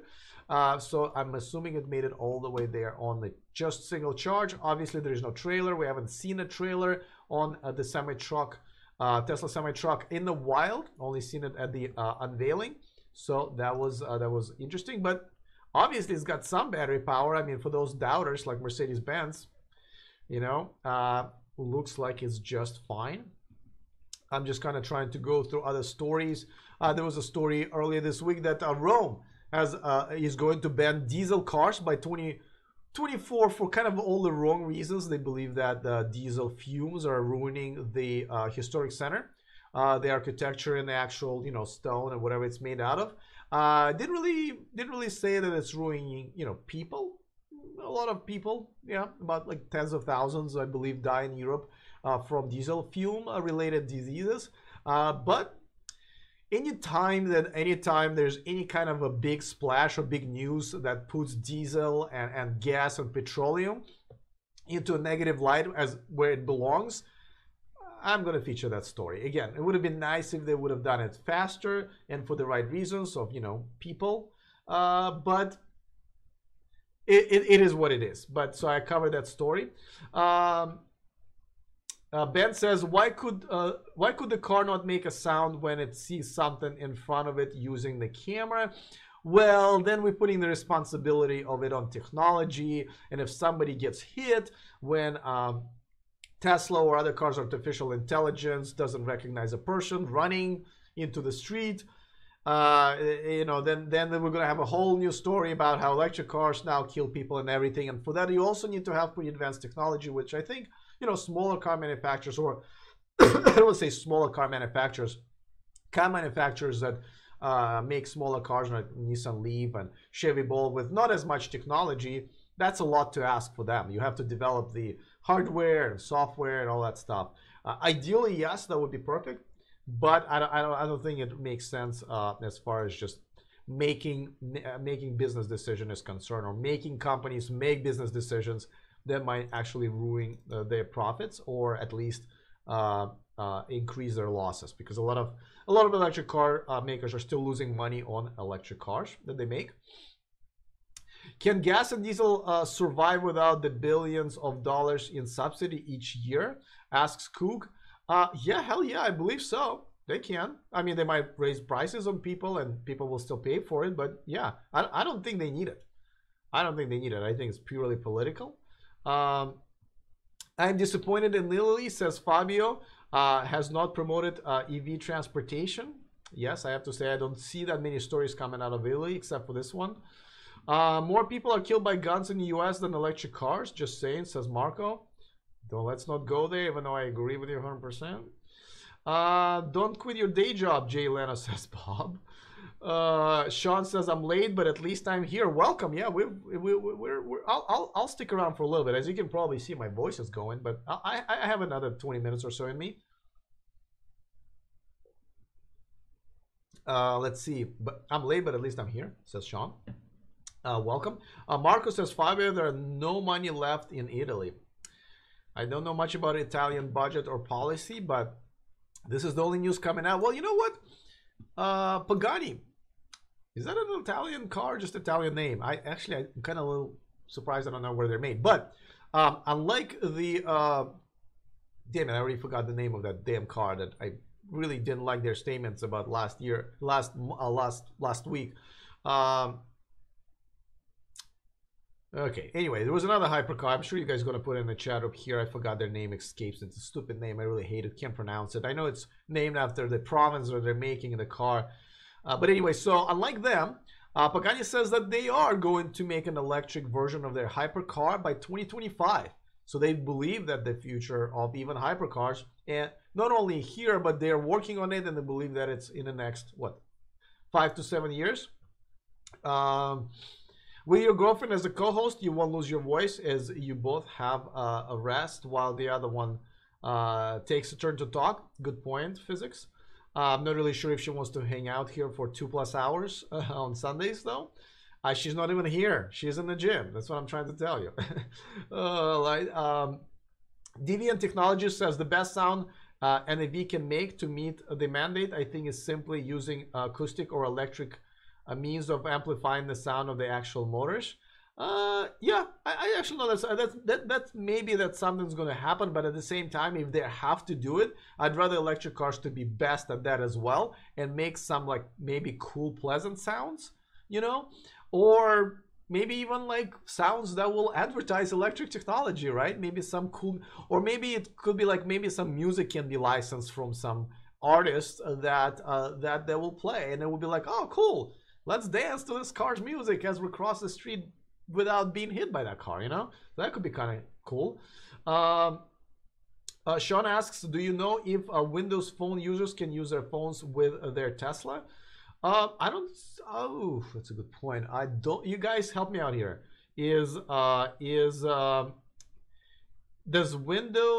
there a Tesla app for Windows Phone? Let me know. Oh yeah, Coog, Koenigsegg. Koenigsegg is the car that I was talking about, that I was giving a hard time, despite all of your resistance there. And then Marco says, yes, Pagani is from Italy. They're based close to Modena. Okay, good. Thank you. I appreciate that. Make the sound like vehicles from the movie Tron, says Alt MZ6. I don't know what kind of sound that they make there, but I'll check it out. Maybe it's a good idea. If an electric supercar is to be made, Ferrari will be the one to make it. The Godfather Part 5, says, in my honest opinion. Touché. Oh, Fabio says Pagani is Argentinian, moved to Italy, Modena close to Ferrari. Okay, all right. Sounds for pedestrians should be on the outside of the car, not in the cab, says Donori. Yeah, that's what we're talking about. The speakers are going to be installed on the outside. And by the way, this is the challenge, right? Because now all these cars are out there. Now the car manufacturers are going to be required to retrofit them. Customers are not going to pay for it. So it's going to be the car companies are going to be punished for making electric cars by having to invest, you know, materials, obviously, and labor time to install those speakers. They have to be waterproof, obviously. They have to be wired in and everything. So this is almost like a punishment for electric car makers. I don't think I've hated any other law against electric cars as much as I hate this one. Takes the completely personal responsibility away from people, and this is what I don't like about the culture here in America as a Russian person, a European person, is that I don't think that here we put enough responsibility on people's personal responsibility. Put enough of emphasis on people's personal responsibility. I mean, those of you in Europe, you know, when you step on the road, that's up to you to defend yourself there. You know, unless someone's being extremely negligent and really trying to kill. And correct me if you're wrong. I know plenty of you guys are from Europe. Let me know. But from what I remember, it's your responsibility not to die if you're stepping your foot on the road where cars are driving. And I totally agree with that. Sean asks, do you know if Tesla has any future plans to expand to Africa? Someone else asked this. From what I understand, not at this point. Jay Leno said, I should do a review of the Build Your Dreams company, but I can't do a burnout in the bus at the end of the show. That's funny. Other apps for Windows phones. Yes, there is an app store for Windows phones, says Chad Alexander Bowman, but I don't know if there's one for Tesla. Can somebody find that out, please, if you guys don't mind? Because I'm still live on the air, just in case if you're watching this on the replay. All right, what's the next story? Oh yeah, I almost forgot. And Model 3, and this is something that a lot of, there are a couple of people, one was Kristen and another one was Gary from New York, who went to the Model 3 tour in New York. And you know what? I completely forgot, and this is some of the pictures, and I'm sorry, I didn't even do a good job in picking the best ones. Here's another one that from that, and this is from, I believe this was from Syracuse, right? I think these are the pictures from Syracuse. And there's also video that Gary created, which unfortunately I cannot believe, and I'm gonna just try to do it right now as I'm talking to you guys, that he created for us, and it was kind of a report from Albany. And as you know, there's a great story that's going on because the Tesla is lobbying for the new law in Europe. Sorry, I'm kind of gonna look down right now because I really wanna get this video to you guys because it's a pretty cool video. And for those of you that haven't heard, that I would love for you guys to submit pictures and videos about your experiences with electric cars, or if you see something happening in your area that you could be an interest to, you know, to all of us. I would love to receive that video, and we can feature you know, your video in the on the show. So let me see if I can do it right. And of course, I gotta have to, ooh, sorry about that. Misalign that. My bad. As you can see, when you're not prepared, everything goes wrong. Let me just align this a little bit for you guys. I never do this live, sorry. I usually more prepared, but here it is. Okay, so this was a video from Gary in New York. Thank you so much. He submitted this. And again, I encourage all of you guys to submit this as part of the viewer report, I'm calling this section. But this was in Albany, where Tesla Model 3 was on display. It's a very interesting strategy that Tesla took. Instead of kind of coming in with lobbyists and to try to get this bill passed in New York, what they did was they basically put together a tour. They brought their product, and they wanted to have their product speak for themselves. They brought them in the locations where they would prefer to have the showrooms. Right now they have 5 showrooms. It's their limit that New York told them that they cannot have any more. The new bill would expand that ability to have 15 more showrooms, which Tesla would like to do. So the location where they would like to put their new showrooms, they basically kind of rented a space, brought the Model 3 in, let the people sit in there. It was pretty nice. There were, you know, I guess there were a lot of some drinks for people. Well, not alcoholic drinks or whatever. In some cases, people got some of these, let me see if I still have that. Some of the, oh, here it is. Some of the art. I guess they had some of the Model 3 art. And of course, they were pretty open. Say, hey guys, if you like this Model 3, if you like this Teslas, please go and talk to your lawmakers so they can pass this law. You could, you know, sign a petition. They were pretty open about it.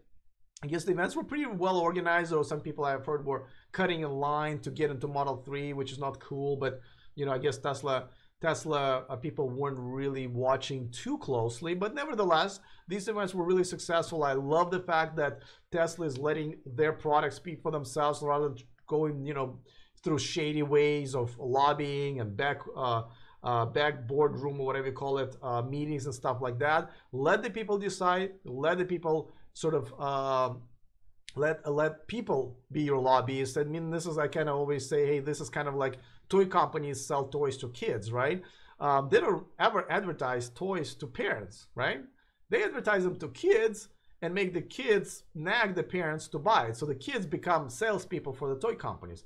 Genius, if you ask me. But I think this is kind of the same strategy that they're taking with their Model 3 lobbying in New York. Fabio said 73 likes now for this video. That's pretty cool. Let me find that graphic and see if we can get more. Maybe we can get to 80. Usually each video ends up with about 100 to 120 likes. So it would be nice if we get to maybe 100 by the end of this video.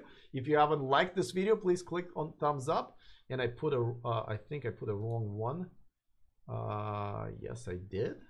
Sorry guys, I have so many slides that it's really hard to navigate through them. All right, what else have I not covered here? By the way, guys, if you haven't done this, go to the description of this video since you're already there probably, and click on the link that I have, a referral link from Tesla, and you don't have to buy a car. But if you submit your email address, or maybe your wife's email address, or kid's email address, whatever, for the newsletter for Tesla, both of us will be entered into a drawing to have this experience being behind the wheel of the Tesla semi-truck in California, and also drive it around their racetrack. And I thought it was kind of cool, especially if I can make a video about it and bring it all to you guys. So please help me out. Go to the description of this video if you haven't already, and enter your email address in there. If you have done it, can you let me know in the chat room if you've done it already, so I can thank you personally. If you haven't, please take your time, go into the description of this video, click on that link. I had fun doing this. Let's see, have we covered everything yet? I know there were tons of other things that I felt like I kind of oh yeah, here's one that I missed. Tesla is now offering home installations to, I believe 14 other states. They kind of launched the service last year, I think like middle of last year, to a few states, including here in California. So when you buy your Model S and you want to get the charger, this is a picture of actual my charger in my garage, you can pay extra money that varies by location, but it's around $1,000 to come in and install your charger for you. Yes, you can hire an electrician, but a lot of electricians, haven't done this before, and if, these are kind of a Tesla certified or chosen electricians that obviously know what they're doing. So you could do that. You can kind of click the checkbox saying, yes, I'd like that. Well, they've only done it for a few states. Now they've expanded to 14 other states. Not sure why not to all 50. I mean, of course, they have to kind of have their presence and have contracts with local electricians. On the other hand, how hard could that be? Really just a matter of running a separate breaker, separate dedicated line to the charger, and just connecting it at 30, 40 amps at 240 volts. But nevertheless, now we have this option to a lot of you in different states. Have you been the Taigai electric snowmobile that can go 0 to 60 in 3 seconds? Have you seen it? Yes, I believe it was electric. I believe the electric Fred did this. Again, another person who have not been on the show, unfortunately, but yeah, I've seen it. I don't know much about snowmobiles. I mean, obviously it's pretty impressive. Not even sure how the technology works, but that's pretty cool. Probably most of us are not going to be in the market for one, but I have seen it. If you haven't, go to electric.co, and I think he has a video there. If not, I'm pretty sure it's on his Instagram. That's where I saw it myself. Let's see, what else are we talking about today, guys? I'm going to try to catch up with your comments just in 1 second. I just want to make sure I have not missed too many other stories. Oh yeah, I did. All right, so another quick story. So how a lot of people say, mainly Tesla haters say, you guys, if you guys are so green, how come the Tesla factory is still using the electricity from the grid, right? And of course the answer is like, listen, you can't change everything at once. You got to make the cars first, then try to create a semi-truck, and then you can use it for deliveries, and then you have to make solar panels and install them and everything. Well, so Gigafactory now is going solar. They're installing their first solar array on the roof of the building. Once they're done, it's going to be the largest roof solar array in the world. As many times Tesla goes for the biggest, largest, just because they can and they are good at it. So anyway, so they're going solar now. That's great to see that they're going to be getting solar energy out of this. I don't know if it's going to be enough electricity. There might not be. That's a lot of electricity that you need to make cars there, not just the lights, obviously, machines and so forth. So but it's good to know they're moving in the right directions. Not that it's really that necessarily to shut the haters up, really, but I think it's just the right thing to do. And I'm sure it's going to be at some point, it's just going to save the money. Let's just be honest about it. Edward in the chat room still talking about the Bolt. I think we talked about it a while back. Always happy to revisit that. He says the problem with the Bolt is there simply isn't a demand for the car. The sales have been down. People want the Model 3. They don't seem to want the Bolt. Yeah, yes, sales are down. There are a lot of issues with the Bolt, but kudos to them for having a good range. That's one thing you can't take away from them. On the other hand, it's a price. I mean, yeah, once they priced you know, almost at 40,000. Even with this incentives, it just doesn't make as much sense, especially with a Nissan Leaf coming in at 150-mile range, but nevertheless they started under 30,000. Well, at 30,000. I shouldn't sound like they're commercial. So at 30,000, and yeah, it's really, and you know, with the Model 3, obviously it is starting at 35, which is even cheaper, and it's coming soon. It's not there yet. I see how people don't want to buy a Bolt because they will buy a Model 3 for the same money in the next half a year to a year, right? Bob says, Bob, that was a weird comment. He says, Elon can't even count to 4. The Model 3 is definitely the 4th model they made. Okay, you're wrong on a, like, unless you're joking, you're wrong on 2 different accounts. First of all, the very first Roadster was not really fully done by Tesla. That was a retrofitted, really, Lotus Elise. So the body was made by Lotus, and Tesla just put the battery and a powertrain in it. So technically that wasn't Tesla car, definitely wasn't Tesla a body design, and I don't know if you're aware of this, but I think all Elon was trying to do is spell out sexy with the car lineup. So it's SEXY. I usually know there's a Model S, there's Model X, Model Y is coming, but the Model E, I believe, was already trademarked by Ford, and they weren't going to sell it or release it to them, so they just decided to do 3 because that's just kind of a cool reverse way of saying 3, and if you just put 3 lines, it kind of looks like 3, but kind of looks like E, right? So that's where it's coming from. I don't know if you were joking. Are you for real? Asks Saga Photo D. That's what I guess I'm asking. Okay.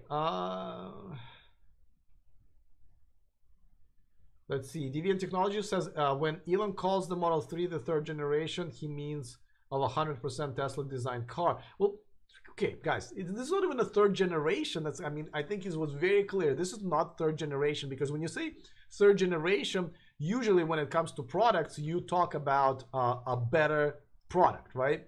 Basically, if it's 3rd generation Tesla, that means it's the latest and greatest. It is, oh, my shirt keeps slipping, you guys. Let's see. All right. But it is not the latest, the greatest. It's actually the least greatest model that Tesla has. Model S and Model X, both are better cars. When a new Roadster comes out, it's going to be a better car. This is a cheaper version, obviously more affordable, luxury entry version, and it's not a 3rd generation. It's a 1st generation of a Model 3. Hope that makes a little more sense. I would buy the Bolt because I don't want to look like a Chevy Bolt. I don't even know what that means, Alan Brown. I would buy the, and buy spelled BY, the Bolt, because I don't want to look like a Chevy Bolt. Okay, I'm sorry, it went over my head. Let's see. Sounds pretty sad. Elon approaches Varus. It sounds pretty sad. Elon should at least build one at his hometown of Johannesburg or Cape Town. Listen, just because he's from there doesn't mean that that's where his business should be selling cars. It's a publicly traded company. He has a responsibility in front of his shareholders, and it's responsibility in front of his customers and his employees to make sure that the car company survives, that it does well, and it's not, in South Africa is not the market for Tesla right now, regardless of where he's from. I'm from Russia, and I'm telling you, I'm not upset that Tesla doesn't do business in Russia for many reasons. Don't get me started. Just because you're from there doesn't mean that you should do business there. I'm sure there's a good reason why he left. Same thing with me. I actually own all 4 models, says Jay Leno, who I don't know if he's actually Jay Leno. But if he is, then yes, I'm sure you do. Not the Elise, the Europa, says Cody. I was pretty much under impression that the Roadster was a Lotus Elise. Can somebody confirm that it's actually Europa, or maybe it's just a different name in Europe that they used? Edward Mitchell says, I want to see car companies do as Volvo is saying, is that they plan to do away with ICE cars altogether. What are your thoughts? I mean, it's not just Volvo. Volvo has probably one of the most aggressive timelines, which I'm not really sure if it's going to meet. If they're going to meet, because they haven't even produced their first electric car. They just unveiled that one of their plug-in hybrid cars is going to be converted to electric. So I think they're not going to meet their own deadline, but I think most car companies are promising to electrify their fleet by like 2025. And by that, they still mean plug-in hybrids and electric cars. Basically, no fully gas cars in another 7 years. Not exactly, doesn't exactly blow my mind, but just shows you that this whole revolution is unstoppable. That's where the future is. Deviant Technology says, I was only trying to interpret why Elon can't count. Oh, and yes, Model 3 is a third generation car. Okay, all right, we're on the same page. We're on the same page. Let's see. Sean says, maybe you should just take your shirt off. Maybe you'll get more liked quicker. Actually, I will probably not, because 95% of my audience are men. So taking my shirt off will probably drive most of you away, and definitely not give me thumbs up, maybe even thumbs down. I mean, I think I'm in a decent shape, but this is not the place or time for that. Luis says, Roadster first generation body was based on Lotus, but was highly modified. Yeah, I don't say highly. I think there's very similar. Sometimes when I see them on the road, I don't always know if it's a lease or if it's a Tesla Roadster. Cook says 99.999% chance that this is not the real Jay Leno. You know what? If it was a real Jay Leno, he would probably not have a picture next to his account. But who knows? I doubt it. But I agree with you. I think Jay has more important things to do. Let's see. No, says Alt MZ6. Keep it on, keep it on. I will, promise you. No, I'm not even entertaining this idea. All right. Well, okay. There was another cool story that I wanted to get to, guys. Let's see. I don't know why I didn't talk about it a bit earlier. I saw it here and I was like, oh yeah, okay, I see. Something special. Oh yeah. So there's a couple. Okay, one. And I don't know why, this was one of the first news of the week, is because we finally found out, oh, that's a wrong one again. We finally found out what that something special was, because remember when Elon said that those who reserve their cars on the first day, the Model 3s, are going to get something special. And really all we got was that little drawing and a card from Elon, not personally signed, just printed. And we were wondering, like, is this it? Not very special. Now it looks like they're going to be giving the little, like, really nice little Model 3 scaled down models in a nice little glass box. I forget what it's called. Okay, that's not, I think people are already getting it as they're getting their cars delivered. Still not very special, if you ask me. I think a lot of us agree that maybe like first year of free supercharging, or maybe, you know, first 5 supercharging sessions free, or maybe upgrade to your color of your choice for free or something like that would have been really something special. But I guess it's something. All right, maybe not something special. I guess it's something. But that's what they are. That's what they're saying. And this is the tweet from Elon. Originally, that when he was talking about it. So that's another thing that I thought was interesting. Again, put Model 3 back in the news. Let's see. Okay, guys, I'm just about to talk about something. Okay, so we covered all of the news, which is great. But there's one thing I want to talk to you about. Something that really just happened. Sorry, I just want to make sure that I haven't missed anything. If I missed a story, let me know in the chat room right now. But I'm pretty sure I have not, because all of like 40 slides that I've prepared for you guys have all been used. It looks that way. All right, so let's talk about this. I'm gonna find that slide. Okay, so as you know, I run 2 Facebook groups. One is for Model S owners, another one is for Model 3 owners. My Model S owner group just crossed 20,000 members, and there was a post earlier today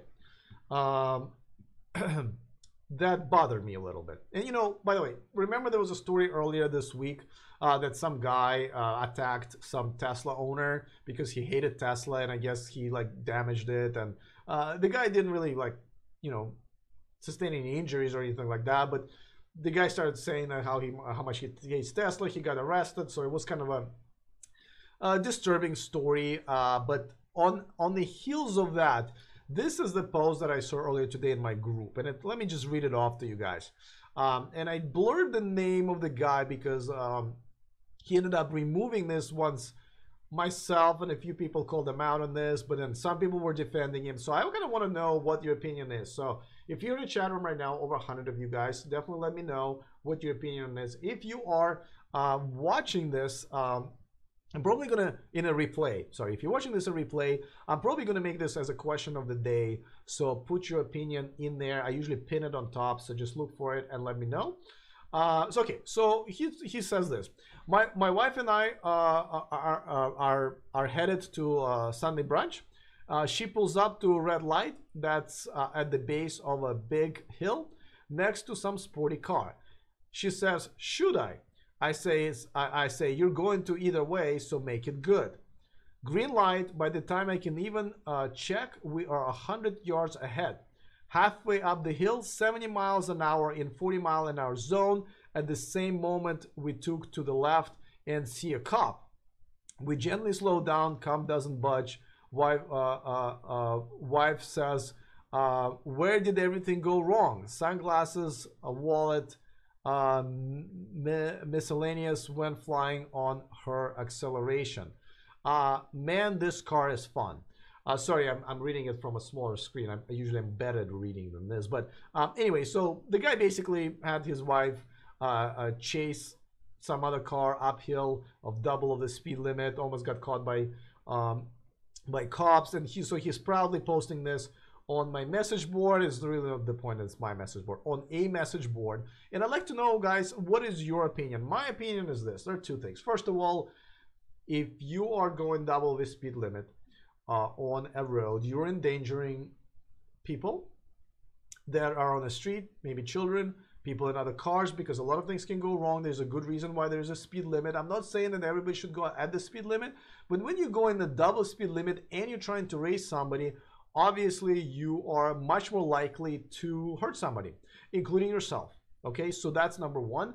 I don't think people should be doing it. It's dangerously. And number two, very distant second number two, really, but this is exactly why people hate Tesla drivers in some cases, right?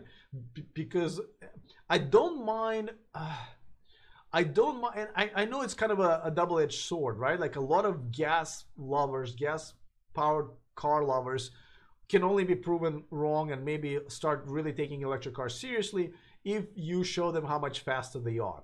But I think there's a time and place for that. You know, create an awesome video where Tesla beats another car or even an exotic sports car off the light on a closed racetrack with the perfect conditions and post it on YouTube or Facebook for everybody to see. But if you're going to be racing people on the street and endangering other people, I think that only gives us a bad name and more of a jealousy kind of a feeling from other people, rather than a feeling of admiration and maybe excitement. Okay, so that was my opinion. This is something I said, and then a lot of people said, yes, you're right, I agree, this was reckless. But some people say, well, what's wrong with that? If, you know, why buy a car like this if you can't have a little bit of fun? Again, fun is always good as long as it's not on other people's expenses. When you putting other people is in danger. I also asked him a question: would he have done it if he knew like that his children or his parents or whatever, his family was maybe playing somewhere on the street or near the street, or if they were driving in the car next to them, right? Because if there's an accident, the other car can also get affected. So I'm curious to know, guys, is this just me who believes that this is a bad idea to race others off the light, especially double the speed limit? Obviously, this was probably not a residential area, but definitely not a highway or an autobahn. And most importantly, does it give us a bad name as Tesla owners or electric car owners? Or do you think this is the only way to prove to the rest of the world that our cars are better and really electric cars are better and they should switch? Just curious to know. Bob says it's a criminal act, pure and simple. I agree. let's see. I'm just trying to figure out if anybody is commenting on that. The show is great, says Elon Musk. All right, we got Elon Musk and Jay Leno here at the same time. Who else we're gonna expect here? Anton says it's okay to race off of a red light. Just let go at the speed limit. Okay, I'm just thinking about it. Yes, that's a better solution for sure. I still okay, so I don't know. I mean, like, again, kind of wondering what you guys think. Like, if you are racing off of the red light, and even if you go into the speed limit, usually you're concentrated on getting to the speed and beating the other car. And overall, this is kind of I would call high testosterone activity, even though it was his wife that was racing it. I can still probably easily argue that more things can go wrong if you're racing a car, even to the speed limit. Though that makes it definitely legal, I believe. Yeah, so I'm still kind of torn on that, but it's an interesting comment. So, okay. They could have stopped at 40. Well, but you know, when you race other cars, they don't stop at the speed limit. Everybody just races to some ridiculous, you know, double the speed limit number. That's also the thing, right? Let's see. Luis says, what do you think about Tesla Gigafactory giving an engineering event just to girls? I think it's better if any willing child is allowed. Yeah, so that's okay. Let me finish with this thing first, and then we'll talk about it.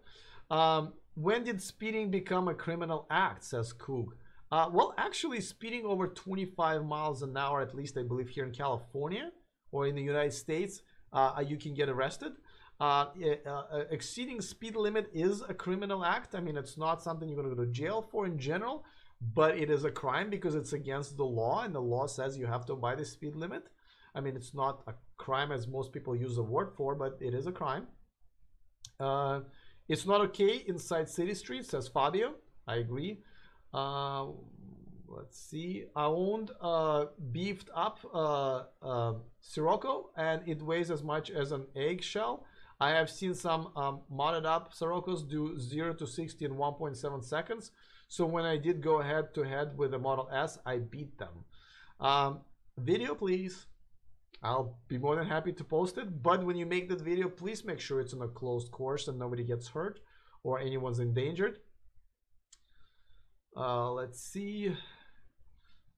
Alan says, and it's a reply to Anton's comment, yes, you can race up to 40 miles in that situation. Then let them pass you to show your ego doesn't have absolute power over your brain. That's a great comment, Alan. I actually like that. Show your ego does not have absolute power over your brain. Love that. Should be engraved on a lot of people's pillows. It's still dangerous, says Johnny B. Nobody expects you to get going that fast so soon. That's actually another good point. See, this is what I was, I guess, missing in my brain.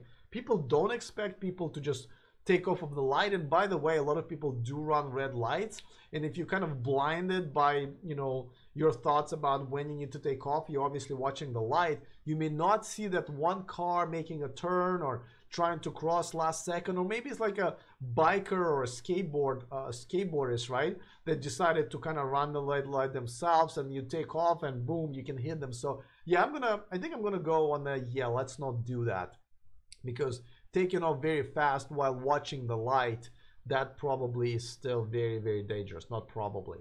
So that, Anton, I think I'm gonna go the other way there. You know, a lot of times when people try to race me, I actually almost give them an indication I will, and then it goes really, really slow, because that's almost like, dude, I don't need to race you. I'm already in an awesome car, and if you need to prove something to yourself or to me, go right ahead. That's not going to be me. So that's what I usually do. Sean says the speed limit here in South Africa is usually 60 kilometers per hour and 120 kilometers per hour. Me and a majority of young people here drive faster than that, like around 80 and 130. Well, again, don't forget, one thing is driving a little bit faster than the speed limit. Everybody does it, and I encourage everybody, if you do it, you know, safely. But taking off while watching the light really fast and going double the speed limit in a speed limit 40 mile an hour, that's a, I'm assuming there were houses there. That's, I believe that's irresponsible and negligent. And okay, Cook says crime or traffic violation. At best, it is a misdemeanor. Well, isn't that traffic violation still a crime? I would say that. I mean, we can talk about wording all you want, but still against the law. Law says you cannot go over the speed limit, right? And I believe it would still, you would still also get a ticket for reckless driving, and I believe in some states you will get a ticket for racing. And that one you can also go to jail for as well. Let's see. Take it to the track, guys, says Fabio. Absolutely agree. Oh, it's definitely legal, says Bob. Every time I get pulled over, I get 5 to 6 tickets. Okay.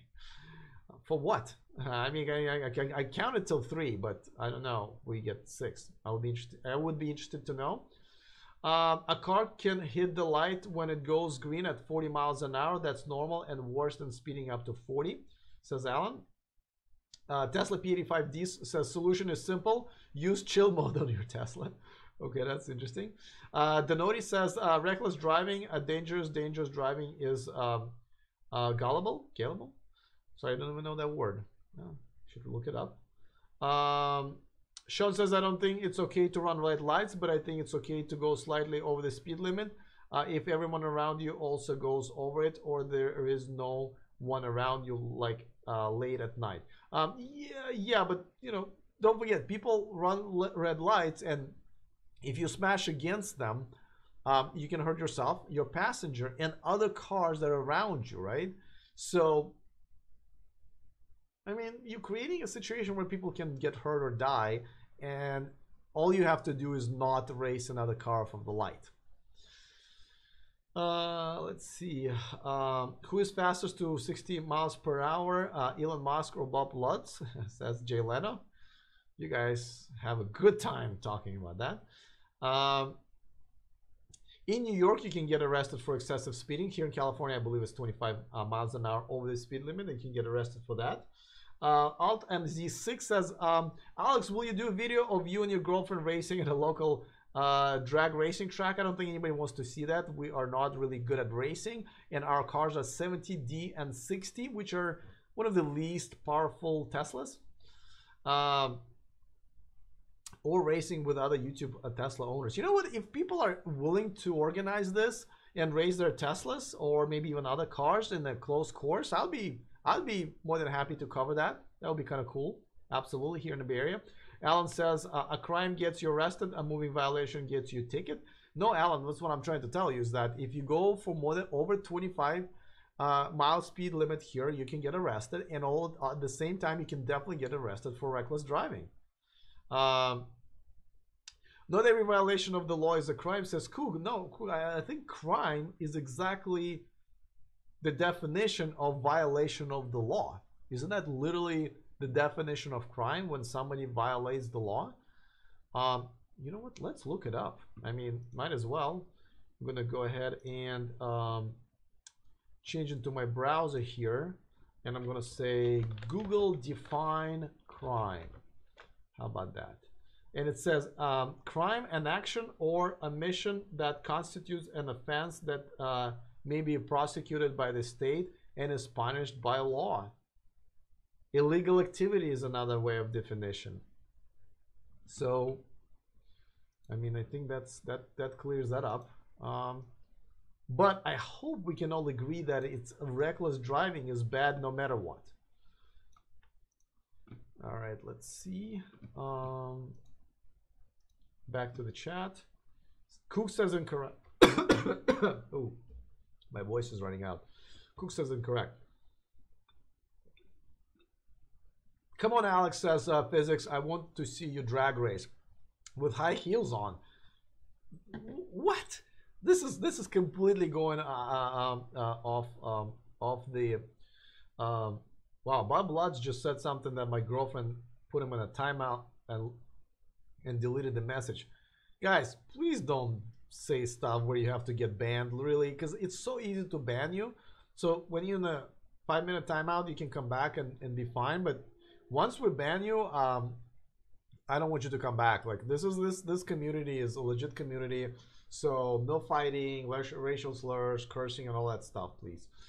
All right, guys, I'm just gonna go ahead and table the conversation about what constitutes crime. We can go for traffic violation if you'd like, because my main point is not really about that. My main point is that it endangers people, including yourself, and you shouldn't do it. But again, this is why I brought it up, because I know some people disagree, and this is what we can do here. We can agree to disagree, but you know, KK says in Germany you can get jailed for wrong opinions too. Definitely in Russia, and not just jailed. We can move on, says Denoti. I agree. Next subject, says Fabio. Well, you know, the next subject, really just wanted to once again thank Patreons. And you guys, this is the second time I asked, so I'm going to ask one more time. But I really would like to know what you guys would want me to create. What kind of videos you want me to create if you were to sign up for Patreon and contribute to the show. So please, please let me know in the comment section or right now in the chat room, because I would really like to create exclusive content for those of you who help out with the show without really take anything away. Like, you know, what I do here is news from the main audience. So for example, I know some people who do other type of channels, not electric cars, but like they, you know, they can talk about news, but then they create tutorials about something, and that's what they offer to their Patreons. Alt MZ6 says, I have to get back to work so I can make money, more money for the future Tesla Model 3. Catch you all in the next chat. See you, room. All right, have a great afternoon. Have a great time at work. Hopefully you do. Hopefully you make some extra money and show off that Model 3. Guys, as you can see, my voice is just about to be done. And I think we've covered all the topics. We've agreed, we've disagreed, we laughed, we, I think, cried maybe.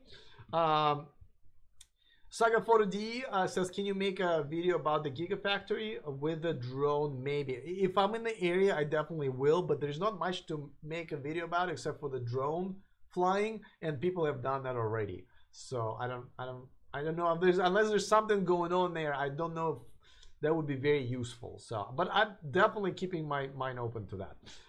All right, guys, I'm actually not going to Santa Cruz today. I'm going to make some adjustments, some technical things, and for the software for my live streams.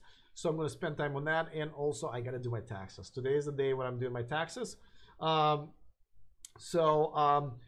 going to see you guys tomorrow at 11 a.m. Just a reminder, next week, Wednesday and Thursday for sure, but maybe even tomorrow, I will go live probably at around 9 or 10 p.m. Pacific time. So keep that in mind. We'll see some new audiences. And after that, I'll be back to 11 a.m. So see when I have the previews posted, usually within an hour of streaming. All right, guys, have a great rest of your day. See you tomorrow. And remember to stay charged.